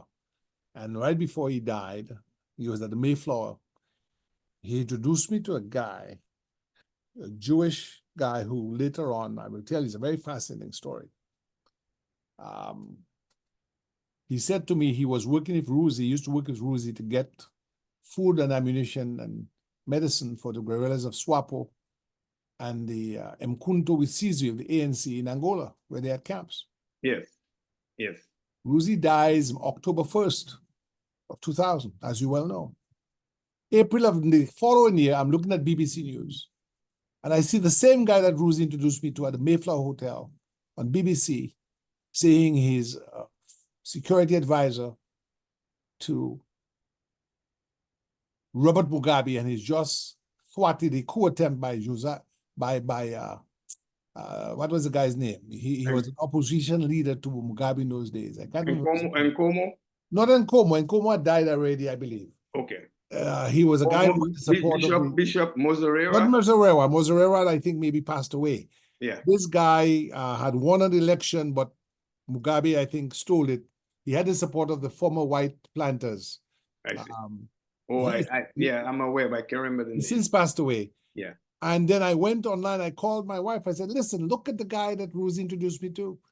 And then when I went on the internet, I'll get his name, Moshe something. He was supposedly a Mossad agent of the Israeli Mossad. I'm not surprised. So, you know, it's interesting, nonetheless, that so many of us have had some role in African liberation. But I want to get back to Geneva, the Geneva Uprising, and tell us about that uprising, your role, if any, in it, and what happened. How did you discover there was an uprising? Right. Well, the uprising starts immediately after the Carnival of 1974. In fact, when the skirmish with the police is probably the precursor of what was going to come when the police tried to stop the Sensei. But just for that carnival, the arrival in Granby of a figure who had migrated to the Virgin Islands, Philip Francis, aka UNICEF, comes back to Granby. Now, UNICEF was one of the children of people who were evicted from Geneva. His grandparents were evicted from Geneva, and they had to come to live in Lally, right? I believe that and I'm told that UNICEF had a resentment towards Nassif, and he vowed that one day he will come back and deal with Nassif for the injustice he did to the Granby people in 1950 when he evicted the Granby people. Nassif bought the estate in December of 1949, and he did the evictions in 1950 using police and so on. So UNICEF comes back. In fact, he came just before the carnival, and I am told that he went to a shop in Roseau. I believe it might have been Nassif's shop, but I'm not absolutely sure. Ordered a bottle of wine and didn't pay for it. And then the police, they call the police arrest him. So he was incarcerated for the carnival weekend. The Ash Wednesday, the case called, they charge him a charge, cash, which he paid, and he went to Granby. And once he got to Granby, he proceeded with two other guys, and they commandeered a truck of the Nassif estate. UNICEF took it over the truck. And the guards who were guarding Nassif estate with guns, UNICEF asked them to surrender their guns to him, which they did. And from there, things began to happen. And one of the defining moments was that young boys that I am teaching at the Granby School, 9, 10 years old, they're cutting coconut trees. Coconut trees is now being cut, big protest thing. And then they're slaughtering cows at Geneva. No pigs, because most of these youth are influenced by Rasta, and Rasta don't eat pork. So Nazi pigs were unscathed, but cows are being slaughtered, sheep are being slaughtered, and so on. And then that went on for about maybe like 2 weeks. I remember in the midst of that, the big Nassif store by the old market, which is still in ruins, was burnt. Yeah, but before we get there, here's what's happening in the village. The police station is a little bit on the outskirts of the village. The police don't even come down into Lally at night. What is happening is that these rebels take over the street of Grand Bay at night. They put off the street lights, and bottles are raining in, and everybody has to stay indoors. But things are happening under the cover of darkness. Cows are being slaughtered. I mean, I went to parties where they only serve meat. They would kill a cow, and they could not consume the whole cow, so leave the other half down, and in the morning people help themselves. But half a cow has been cooked for the night at different homes, and all you're eating is meat. Now, that time I used to eat meat. I actually stopped eating meat in 1974. After all of that, I stopped. Yes. So, because the Rasta movement now not eating meat either. At that point, they moved from not eating pork to not eating meat totally. Period. So, then one night, they had tried to scare Nassif at his house, and Nassif fired shots but didn't hit anybody. And the next day, Nassif moved all his belongings from the estate house, which was a huge wooden building. Nassif moved everything to Roseau, and then maybe days after, it was set on fire. And that same night. So the estate house in Grand Bay where Nassif lived was set on fire. Yes. And at that same night, one of his stores in Roseau set on fire. They never rebuilt that store, that building, as you know. Yeah, that's the one next to the old market where slaves were sold. Exactly. And I believe they even have a cafe there. Yes. No, it's right? called the Ruins. Yeah, it's called the Ruins, right? They have never rebuilt. And then on the day after, the government declares a state of emergency in the south, in Grand Bay district. And they deploy the defense force and police. And the very school where I'm teaching, the Grand Bay Primary School, is the encampment for this defense force and police. It's interesting. I camped at that school as a cadet in 1972-73, you know. That Right. was a school built by the Canadians. Exactly. It was a very nice school, Yeah. very sophisticated school. Right. And that's where I first met my cousin, Johnson Christian, Russian, who Yes. just passed away in England, by the way. Yes, right. May his soul rest in peace. Yes. He was part of the movement. He was part of the movement. He was Nicholas Christian. Yes. And Nicholas Christian was an important player in the Geneva thing. I was not really involved in Geneva, but many people thought I was, because I was the focal point for the movement for New Dominica in Grand Bay. So a lot of people thought I was one of the brains behind the whole thing. And there were rumors that the police was going to come to search our home for guns. Now, they did carry out many searches of homes looking for guns, because some of the guys did have guns. In fact, I remember one guy, he had a bag of guns, and not to fight locals, you know, it was in case they had a skirmish with the police, they were ready for battle. And the other thing, the other dynamic at play is that the Roseau Dreads, the Roseau Rastas, also find a haven in Grand Bay, because Grand Bay was a liberated zone. The police did not have a free hand there. And that's where the guys could come and they could smoke their ganja and not have to worry about police. Whereas if it's in Roseau, you do that, you're gonna be under arrest. Grand Bay in those days was called Liberation City. Correct. And then with the end of Massa, and what I say about Geneva, this Geneva symbolizes the end of the plantocracy in Granby. That's what Geneva Uprising is all about. So it starts, that Geneva Revolution, or uprising, if you will, starts really in 1950, and that resentment against Nassif remained firm for 25 years, and Nassif only lasted 25 years in Granby. And then, as I said, the state of emergency is declared by the government. The Defense Force comes.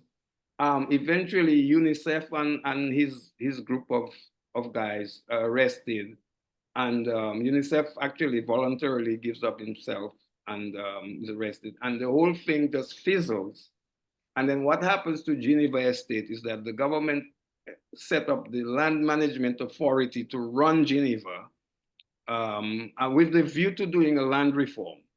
And I must say, Gabe, which is very significant, the only reason why Geneva was able to happen is because the government supported the people of Granby. Eugenia Charles, who was the opposition leader, she was Nassif's lawyer. So obviously there's no way she would be advocating for Nassif losing his land. Now, Nassif fought that he would return to Granby. In fact, I have two letters which will be published in the work that I'm planning to put out, where Nassif writes to the head of the Defense Force, Twistleton Bertrand. Twistleton St. Rose Bertrand, who you knew because he was at Caribbean. Well, you didn't know him at Caribbean Glory, but he was in the army with my father. Yes. I came to Caribbean Glory. I was at Caribbean Glory, so I know he got you. You all recognize him. But Bertrand was heading the Defense Force, and then I believe Owen Phillip was chief of police. Right, he was the chief of police. So Nassif writes two letters to them, to the Defense Force, to say thank you for safeguarding my property, and I'm sending you, for as a token of my gratitude, a check of $1,000. And he writes a similar letter to the Commissioner of Police, sending a check of $500 to them. And Premier Leblanc said, no, that's unacceptable. Return that.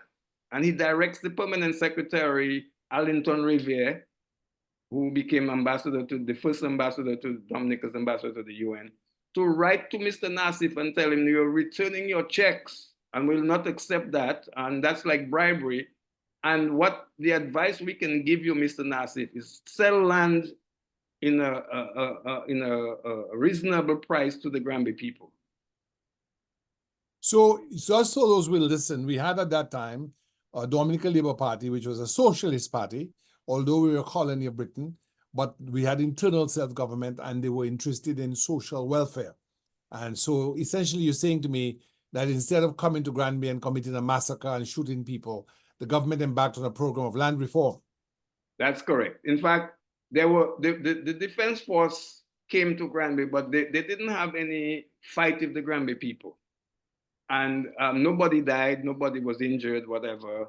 The guys who were leading the charge, guys like Churchill, Henderson, and Eugene Douglas, and of course the famous Philip Francis UNICEF and others. There were many of them, right?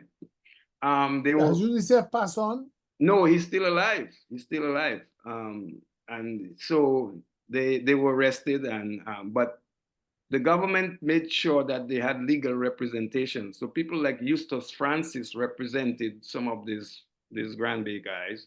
For those of you who do not know, Eustace Francis was a Dominican Grammar School cadet and graduate, and attended University of London after serving in the Royal Air Force in Malaysia, and became the Attorney General under Patrick John at the time of independence. Right. And I believe there may have been representation from Brian Allen for some of these youth who were arrested and so on. So Brian Allen was the son of QC. I think QC Allen's name was Philip Allen, or was it Bernard Allen? I'm not sure, but he was killed in a land dispute. But he was the first Dominican Queen's Counsel. His brother died in the Royal Air Force during the war, and Brian Allen became Sir Brian Allen and became the Chief Justice of the Eastern Caribbean Supreme Court. And I also believe he was a minister of He was a minister in the cabinet of Eugenia Charles, his Freedom Party. Right. Now, Gabe, what happened next at Geneva? No, it's QC Keith Allen. His name was Keith Allen. Keith Allen. What happened next at Geneva was that the Labour government at that point. Now, what's interesting when all of this was happening, it happened in the last months of the reign of Mr. E.O. Leblanc, because Mr. Leblanc decided to retire from politics, and the party picked Patrick John to be his successor. Patrick John was in Leblanc's cabinet from 1970 to 1975 to 74. Mr. Leblanc left in 74, just soon after the Geneva Uprising. And under Patrick John, the government decided that they would acquire Geneva, pay NASIF $1 million EC, and that they would redistribute that land to the Granby people. Now, NASIF thought he would have been able to come back, but that was the end of it. Yes. And as I said, it's only a Labour Party government at the time that could have had this happen, because if it was Eugenia Charles, it would not have happened. Yes. Now, now Geneva is over. You go to the United States, you're involved in the anti-apartheid movement, and you later graduate and you're involved in the community development. Tell us a little bit about that, and then lead us into your time as ambassador to the United Nations. Right. So as soon as I finished my master's, which is in adult education and economic development, I really studied development economics, and I get recruited by Save the Children, United States Save the Children, to run the office in Dominica. So I come back, I decide, oh, that's a brilliant opportunity. I'm going to take it. Whatever is going to happen is going to happen. I'm moving back home. So I moved to Dominica under what I would say under the best of circumstances. I have a job with an American organization. I'm earning US dollars. They give me they give me housing. They give me a vehicle. And then my main work is focused on the indigenous Kalinago, the Carib people of Dominica. That is where my predecessor at Save the Children, who was a New Zealander, he was the one who started the program, Alan Brown. I take over from him, and now I'm the first Dominican director of Save the Children US. We had the Canadian Save the Children, but that was the Canadian Save the Children, but I'm here the American Save the Children. And Gabriel, I lasted 5 years, did some phenomenal work, I think, but then it brings me trouble because the then government of Eugenia Charles, they see me as this leftist guy is back and he's running Save the Children and he's doing projects in the villages. He is somebody we got to watch because he's connected to the left and so on, and Cuba and all of that. And so I started building structures, water projects. None of the Carib villages had pipe-borne water, but they had water sources. So I'm now building water systems in each of the hamlets in Kalinago. We are working in Marigot. I build a water system in North End Marigot, and I build a water system in Concord. And that's amazing. So you're the waterman, then you're watering the soil. I'm the waterman. I'm building water systems. And then now I team up. Do you have a water engineer to help you? Here's what happened. At the time they were called Central Water Authority before the name DOASCO, right? I get technical assistance from them. They're the ones helping me to design the water intakes and tell me what kind of pipes to buy. And I go to Guadeloupe and I'm buying rolls of pipes from a place called Jari Industrial Zone. And we have duty-free status with the Save the Children and the government and Ministry of Finance. So I go to Ministry of Finance, get all my warrants signed and approved. I go to customs and I clear all my stuff. And so I build in water systems. And then, so that was 84. That same year, I met Prime Minister Eugenia Charles, and I told her, Prime Minister, I'd like to expand I'd like to expand the program to the Granby district because there are a lot of needs. And I said, the Granby people have always voted Freedom Party over the last terms, well, almost 3 terms. and you have to do something for the Granby people. So she said, absolutely, you go and work in Granby and do this work. And so I go to Granby now to work. So I'm now working in Kalinago territory. I'm working in Marigot and moving to expand into Wesley. I start some preliminary activities in Wesley. I want to move into Castle but I realized I don't want to move too quick. So let me just focus now. Kalinago, consolidate Marigot and Wesley, and start Granby. I get a USAID grant for 500,000 US dollars to do the program in Granby for 5 years to start. At that same time now, I hook up with some German engineers who are involved in biogas development. And I see a technology that they're using, the storage for the biogas plants is a concrete cylindrical tank. And I said to the engineer, but couldn't we use that for water storage? He said, absolutely. These are steel reinforced tanks. So they said, we can give you that as grant. So I said, come. For all of these water projects, I want you to build water storage tanks for them. So I go to PT7 and I build one there. I build in Kalinago. I build in North End. So my water projects are growing. By then, I'm becoming very popular. The government is. So what happened is that there was an issue in the Kalinago territory where the young chief at the time, Irving's August, wanted to show that they have control. We actually, the law firm actually brought Evans August here to Casa del Sol in the 1990s. Yes. So they decided to expel some men who had girlfriends in the territory who they said were planting marijuana. And the government said, wait a minute, you don't have any authority to do that. You can't expel anybody without the approval of the minister. And then the government took the position, oh, it's Save the Children who is putting these ideas in their head. And Save the Children telling them about linking them with indigenous groups abroad.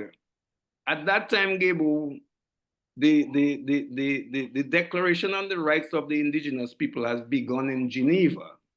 And these young Turks who are now leading the Kalinago Council have some connection. But the government blames me for that. I have no involvement at all, you know, in this expelling these men from there. And then they said that Save the Children is involved in politics on the reserve. And the government threatened to expel Save the Children. And that one second, Ambassador. One second. Yeah, particularly so right now you're talking about your development work in water access. Right. But water was only one of the areas. Another major focus of that work was cultural recuperation for the Kalinago people. And that involved both infrastructure, building links with the international indigenous movement, pushing their craft. And when you say Kalinago, you mean the Carib people, what we call Caribbeans, who come up with met in the Caribbean. Right. In fact, but who only remain in the Caribbean on Dominica, which is the only place where there's a territory designated for them. Right, which was established in 1903 by the British authorities.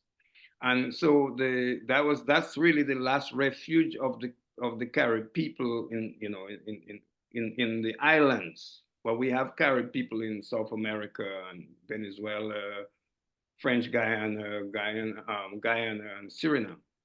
So anyway, the things deteriorated with the Miss Charles government, and in 1989, she called me to a meeting. First of all, they had blocked me from spending that 500,000 US dollars I had for Granby. They told me, under no circumstances do they want me to work in Granby once Pierre Charles won the election. She said, I will have to stop you from going to help Pierre Charles. So no more community work in Granby. So I said, Madam Prime Minister, can I work in PT7? She said, yes, you can go and work in PT7. So I worked in PT7. That's how I built the water system in PT7, which by the way, is still there because the people who remained in PT7 after they moved most of the people to Bellevue, they get water from that water system that I built back there in the late 80s. So 5 years in Dominica on the Save the Children. When the government closed Save the Children down, which is a major loss to the Caribs, myself and Patrick Henderson, who at that point, Patrick Henderson, who is also called Jockey, taught me at the St. Mary's Academy. He is from Grand Bay. He and I Did he study at Iona? He studied at Iona. Both of his degrees, masters and bachelors, he did at Iona College. Yes. And he taught at SMA. That's how he got that scholarship to go to Iona. And Iona College in New Rochelle, New York, and St. Mary's Academy had a link because of the Christian Brothers. Exactly. So we decided that we would form our own organization. It was called Development Alternatives International Limited. And we were able to commandeer a number of grants, and we focus on Carib research. We kind of sort of change our direction. Carib research, economic development initiatives in the villages, in Marigot, in Grand Bay, in particular. That was where we were focused on. And then working with other NGOs like Small Projects Assistance Team, which was led by Joey Pelty and Ron Green and Francisco Esprit. So we're working, we now formed the organization called NANGO, the National Association of Non-Governmental Authorities. A number of these local NGOs came together, Small Projects Assistance Team, Development Alternatives. And so just so those who are listening, the members of the political left were involved in the Black Power movement and the independence movement. After independence, being out of power, gravitated towards community development work. So you worked with Save the Children, you worked with Development Alternatives, Ron Green worked with Small Projects Assistance Team, SPAT, right, as did Afimati and others. So right, the focus then was on sustainable development, am I correct? Right. There was also AFI-led Farm to Market, which is one of the spin-offs of the Small Projects Assistance Team. And then you had Dominica Save the Children Fund, led by Doreen Francis. All of that, we came in together in an association called the National Association of NGOs. Outstanding. And how important to the country's development was that grassroots community work? Well, that grassroots community work was significant because it helped to bring community initiatives to the fore and to find both technical and financial resources to spur the development. So now you had, for example, in Grand Bay, the emergence of the women's organization, SWORD. They ran a preschool. They linked with Pierre Charles, who was the leader of Les Shell youth group. I didn't talk about Les Shell, but Les Shell is one of the things that happened after Geneva happened.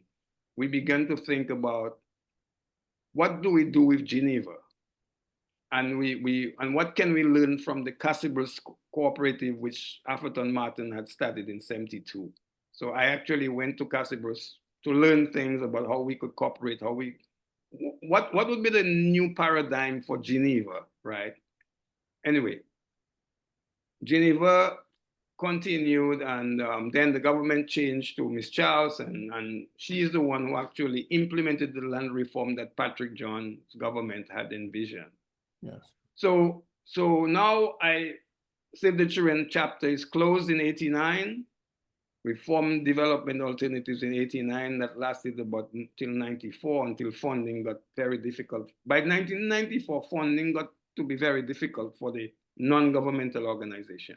Well, what happened was in 1990, 1991, with the collapse of the Soviet Union and the socialist bloc, a lot of the aid that was given by Western countries to countries like Dominica went to Eastern Europe.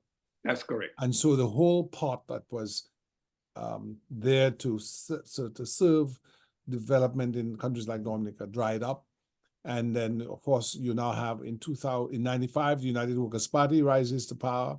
And in 2000, the Dominica Labour Party rises to power, in great measure because of your work as a campaign manager. Tell us about that, because we're coming to the end of this dynamic conversation. And I really want to get into your role in that and then your position as ambassador. Gable, I think it's one of those accidents of history. I decided in that I had to be in Dominica for January 1st, 2000. I had no idea there was going to be an election. I arrived in Dominica on the 31st of December, 1999. And I was tired because I had been to Nigeria before and I was still jet lagged. So I told my mother, don't wake me up, I will get up. When I got up at 10 o'clock that morning, she said to me, the phone has been ringing off the hook. Elections have been called at 5 a.m. by the United Workers' Party at their convention, which was at Daly's. And she says, elections is going to be in 30 days. And there have been non-stop calls from Pierre Charles, from Rosie Douglas, and others wondering, why is he still sleeping? I have no idea this has happened. So I get up and every time I wash my face, my mother says that to me. She says, are you going, they're calling you to a meeting at Ambrose Judge home in Belfast. So I said, okay, I'll go. So I go. Meeting is chaired by Rosie Douglas. And Rosie says, we have Crispin here and we're happy to have him. And Crispin, you're going to be the co-manager of the campaign with Afi Martin. That was Rosie. That was Rosie. Yeah, so he drafted. Rosie didn't ask you. No, he hasn't asked. So I said, but I'm only here for 2 weeks. He said, well, we'll take the 2 weeks from you. But he knows well, if I get myself involved there, I have to be there for the 30 days. So he gave us matching hours. But here's the challenge. Rosie has very little money to fight an election. So Afi and I came up with a strategy. And we decided for the campaign, we're going to raise that money among Roseau business people. So every day we're raising money. Every day. We have a campaign team. We meet at Afi Martin's office. That was where the Dominica Conservation Association office is. Nobody could come there. We are meeting upstairs every morning at 8 o'clock. We do our plan for the day. We execute. We do all the rallies, everything. And who tell you, frankly, I had no idea that Labour Party could form the government. I really thought that it was an uphill battle. And I remember Dr. Para-Riviere, one day he saw me, he was driving and I was walking around the St. Martin's School and he yelled at me, he said, Crispin, boy, you're a campaign manager, you guys are gonna take a beating. I tell him, well, I'm in the battle and I will fight till the day of the election. So the Where was Para, that is Dr. William Revere at that time? On the sidelines? I think he was leaning to the United Workers' Party. He was clearly not in the Labour camp. He was not. Now, the Labour, very early in the campaign, Gabu, I saw an approach which I prevail on my colleagues. I said, here's what the strategy is. On our own as Labour, we can't win. But if we were to do a tactical accommodation or Freedom, who was weak at the time, maybe we could pull it off. So we worked on that strategy, and I find myself at the home of Freedomites, key Freedomites, who was the same people who made sure to close Save the Children down. But I'm at their homes, and I'm learning a hell of a lot about the Roseau Mulatto class, the elites in Roseau. And I'm having breakfast at people's homes who key Freedomites. And I met Miss Charles, and I get from her a tacit support of that accommodation with Freedom. She told me she has nothing to do with UWP. Of course, the United Workers' Party is the one who defeated the Freedom Party in 1995. So but these were the children of Labour Party people. Yes. They came from the bosom of the Labour Party. Why was that? What was the concern about the UWP in 2000? Just so people who 24 years later reflect on that period that they may not know much about, coming from the inside, what had the UWP done that was a concern? The UWP had done two things. One was that they're coming into existence was that they pulled people from both the Freedom Party and the Labour Party and formed a third party. So that was unprecedented because we never had a viable third party. And then they moved from being a new party to their first election, they became the main opposition party and basically pushed the Labour Party aside. And then the next election, they win the election by the bare minimum of 11 seats. Now that's a tight political equation, and they're going to govern under one seat. They actually win by the barest minimum. But the opposition in parliament now is composed of Labour Party and Freedom Party.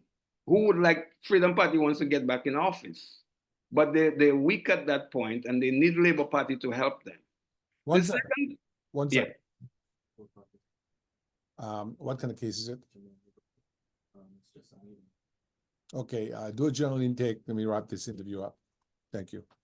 You may want to just inquire for me. Thank you. Yeah. Yeah, so you're talking about why the UWP, they came into power, and what was the reason they lost the election of 2000 in your view? Well, let me say that one of the things that the UWP did well is that they had an approach of doing programs in different parts of the country. And in a very short time, in fact, both the Labour Party and the Freedom Party were worried that the UWP would consolidate power. In the space of 4 years, they've built 2 secondary schools. They have built the road from Petit Savan to Dailies. They're on a roll. They're on a roll. They become a major threat to the opposition parties, right? And could have postponed them coming to power. But I think they made one miscalculation. They had never run in an election where they were in power. And I think, Gable, that is their undoing. They didn't know how to leverage the power they had of the executive branch and the parliament to get reelected. So they had 6 months left on their mandate.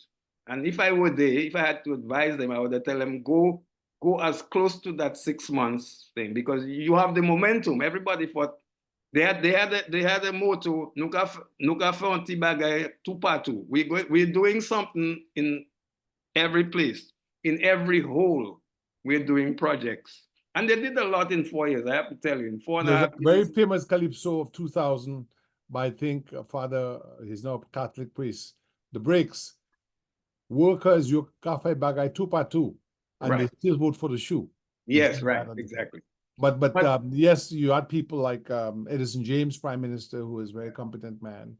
You also had people like Ron Green and others. Right. So forth. But there was the issue of the Chinese and passports as well, and the Canadians arresting the Canadians, arresting the Chinese. There was that. There was that too. There was some errors, but I think that here's the biggest miscalculation. They never thought in their wildest dream that the Labour Party and the Freedom Party could form an accommodation, because these were two arch enemy parties, right, before their emergence.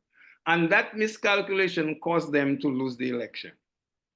The election was won by the Labour Party, Freedom Party Alliance by just a narrow margin also. Yes, in fact, here's the result. No party gets the majority.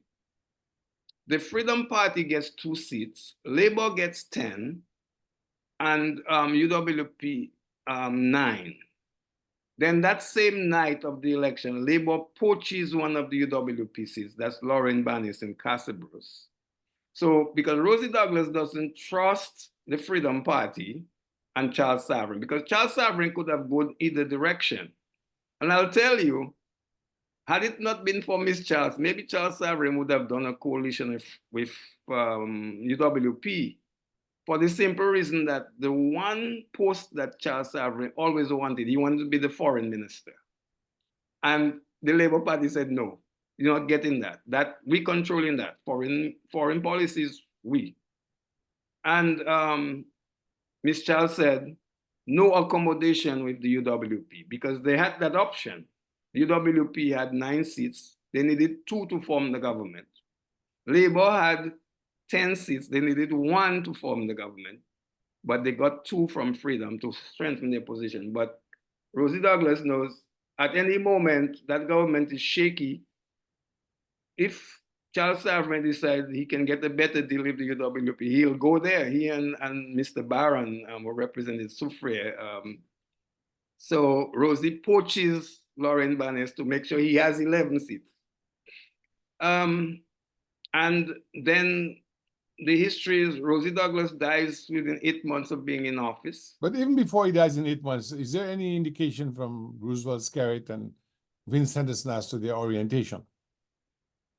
No, but what I learned during the campaign is that these two guys would have been Freedom Party candidates because they were young Freedom, and that's important for people to understand. They were young Freedom Party members, and they were earmarked to run in St. Joseph, Vince Henderson in St. Joseph, and Roosevelt Skerritt in Vegas. For the Freedom Party.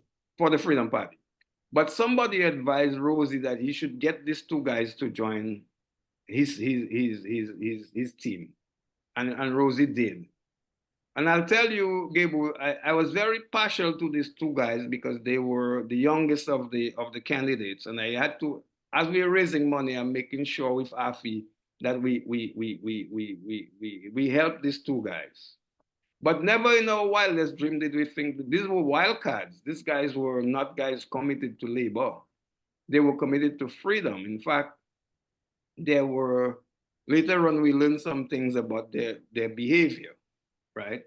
The first thing, they insisted that they must be full ministers. Rosie's plan was to make them junior ministers so they would learn.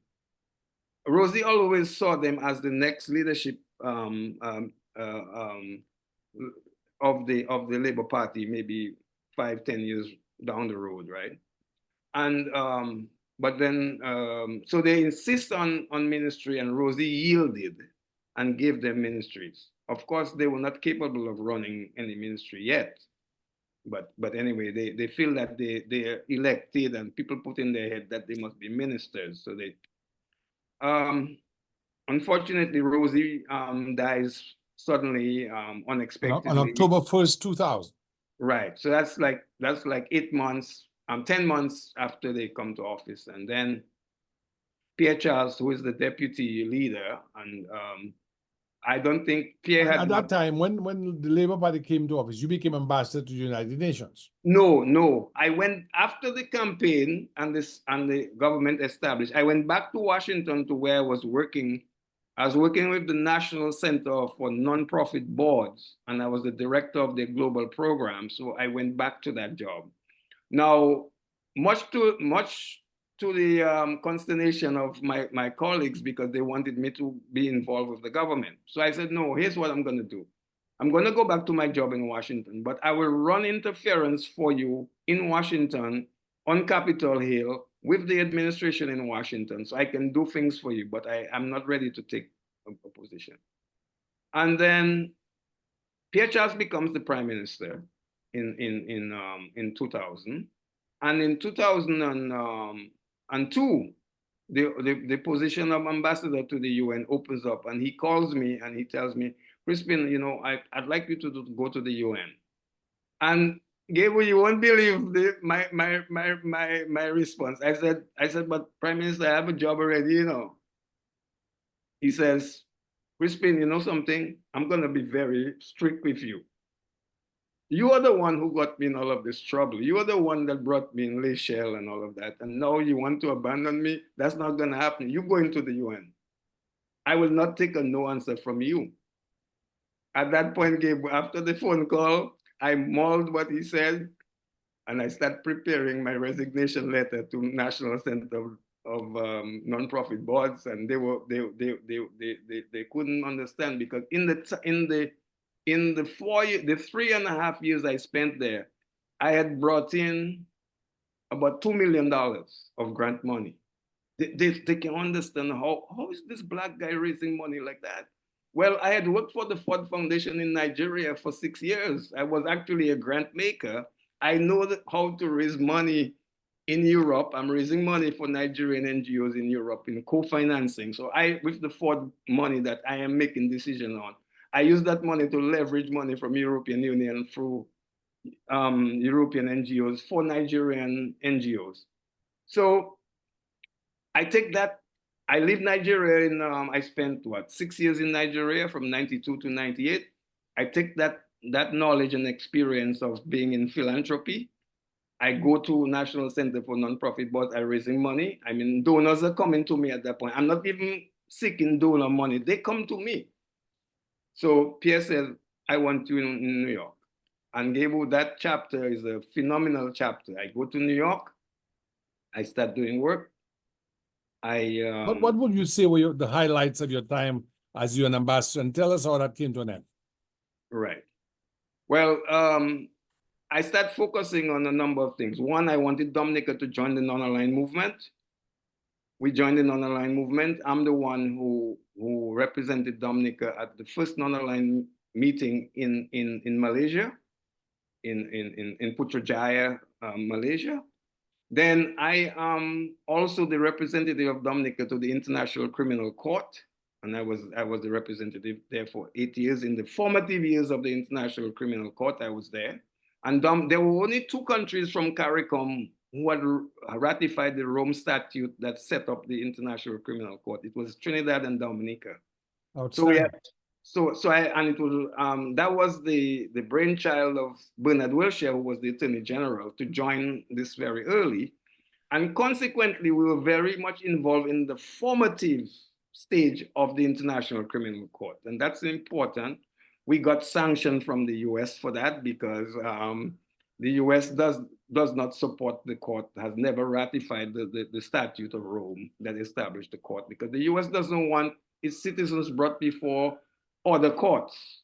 And so anyway, then I went and started establishing diplomatic relations with a number of countries, starting with the Gulf states in the Arab Gulf. I established relations with Qatar, with Saudi Arabia, a number of African countries, and we just continued expanding our diplomatic relationship.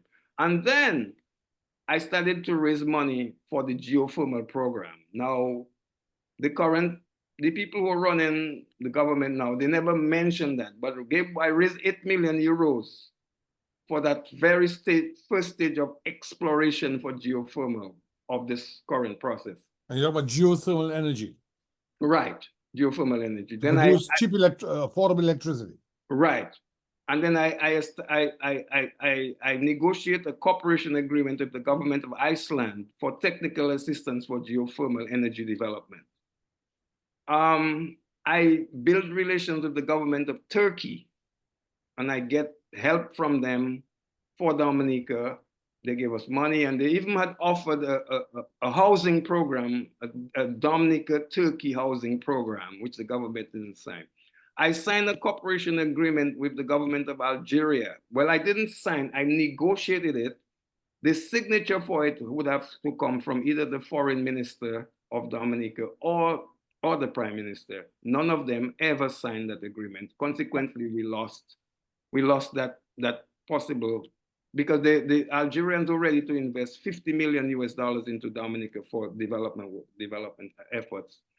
Dominica being the only country in the CARICOM that was offered to. Why? Because we've been supporting the liberation struggle of Western Sahara. Polisario. The Polisario. So Skerrit then moves to Morocco and gets a hotel and builds the hotel on a swamp. Yes. So he allies with the Moroccans and sells the Western Saharans down the river. And then he gets help from the Moroccans. They put a hotel in Dominica, which has never finished, will never be finished. It's in a swamp, as you mentioned. They didn't do an environmental impact assessment. They did no environmental impact, no engineering studies. They built it on the swamp in Portsmouth, and it's been 10 years unopened, cannot open. Maybe more than 10 years. More than 10 years. Right. But anyway, the long and short of it is that they took up what I consider to be a backward, uninformed position. And that is the reason why we supported Western Sahara, going back to the government of Oliver Serafin, because he was the one who recognized the liberation movement of the Polisario in Western Sahara, was because Western Sahara was one of 2 Spanish colonies in Africa. the Spanish government did not complete their decolonization obligations. And consequently, they pulled out the Western Sahara and left it for grabs. And the Mauritanians and the Moroccans moved in with troops until it went to the International Court of Justice, and the International Court of Justice in 1976 ruled that none of these two countries have a historic claim to that place, so they should leave. The Mauritanians acceded to that decision. The Moroccans, to this day, have not respected that decision. They occupied the territory, and they now occupy 2/3 of the territory. The liberation movement controls 1/3, what they call the liberated territories. And to this day, the progressive forces of Dominica have a relationship with Western Sahara and the Polisario. In fact, I visited the Polisario. I've been to visit the Polisario 2 times. In 2017, and I was accompanied by Lennox Linton. And then in just this year, in July, I went again to visit and accompanied by Dr. Thompson Fontaine. So there's still a link between Dominica and the Polisario, and we continue to support them. And we don't like what the Moroccans are doing. What the Moroccans are doing is basically oppressing the people, preventing them from getting the political independence. The Western Sahara is a full member of the African Union, but they don't have their independence yet. And then they are supported by Algeria. We have good ties with Algeria, and Algeria would be a good partner for Dominica, but the Dominica government has rebuffed the overtures that the Algerians have made to invest in Dominica. And they have taken sides in that conflict, which we shouldn't do that. We should not take sides in supporting colonial rule and occupation. And that is where I have a fundamental problem with that. And I've told the Prime Minister that I cannot support. And when you say the Prime Minister, you mean Roosevelt Skerrit? Roosevelt Skerrit. I cannot ever support the relationship they have with Morocco, because it's a relationship based on bribery. And I would like the Moroccan to explain who really owns that hotel that they said they're building or they finance in Dominica. I don't think it belongs to the Dominica people. Well, let me ask you this. I mean, it has not been able to, maybe the very suspicious, maybe the very shady way in which it was done has a lot to do with the fact that it has not been able to be open. There's a karmic force. There's what is called karma. Yes. Do things that are dishonest. They don't Right. work out ultimately. As we come to the end of this Yes. very powerful interview with you about your life, a life of service, where you raised $8 million for geothermal research. You negotiated $50 million in investment that didn't happen because it was blocked. You did water projects in the Carib territory, in Marigot, in Wesley, in Grand Bay. What an amazing life of service. Give us your sort of reflection on Dominica, where today we have diplomats that have been arrested who are not Dominicans because they've been sold diplomatic passports. And we have this reputation for having a rogues gallery of diplomats. And what has happened to our country and its independence? And what are your thoughts on that going forward? And what do you see for our country in the future in light of current events? Right. Well, this policy of giving diplomatic passports to rogues and criminals gave us a black eye in the international community. We lost respect, significant loss of respect by international forces. A Dominica diplomatic passport, is looked on with scorn.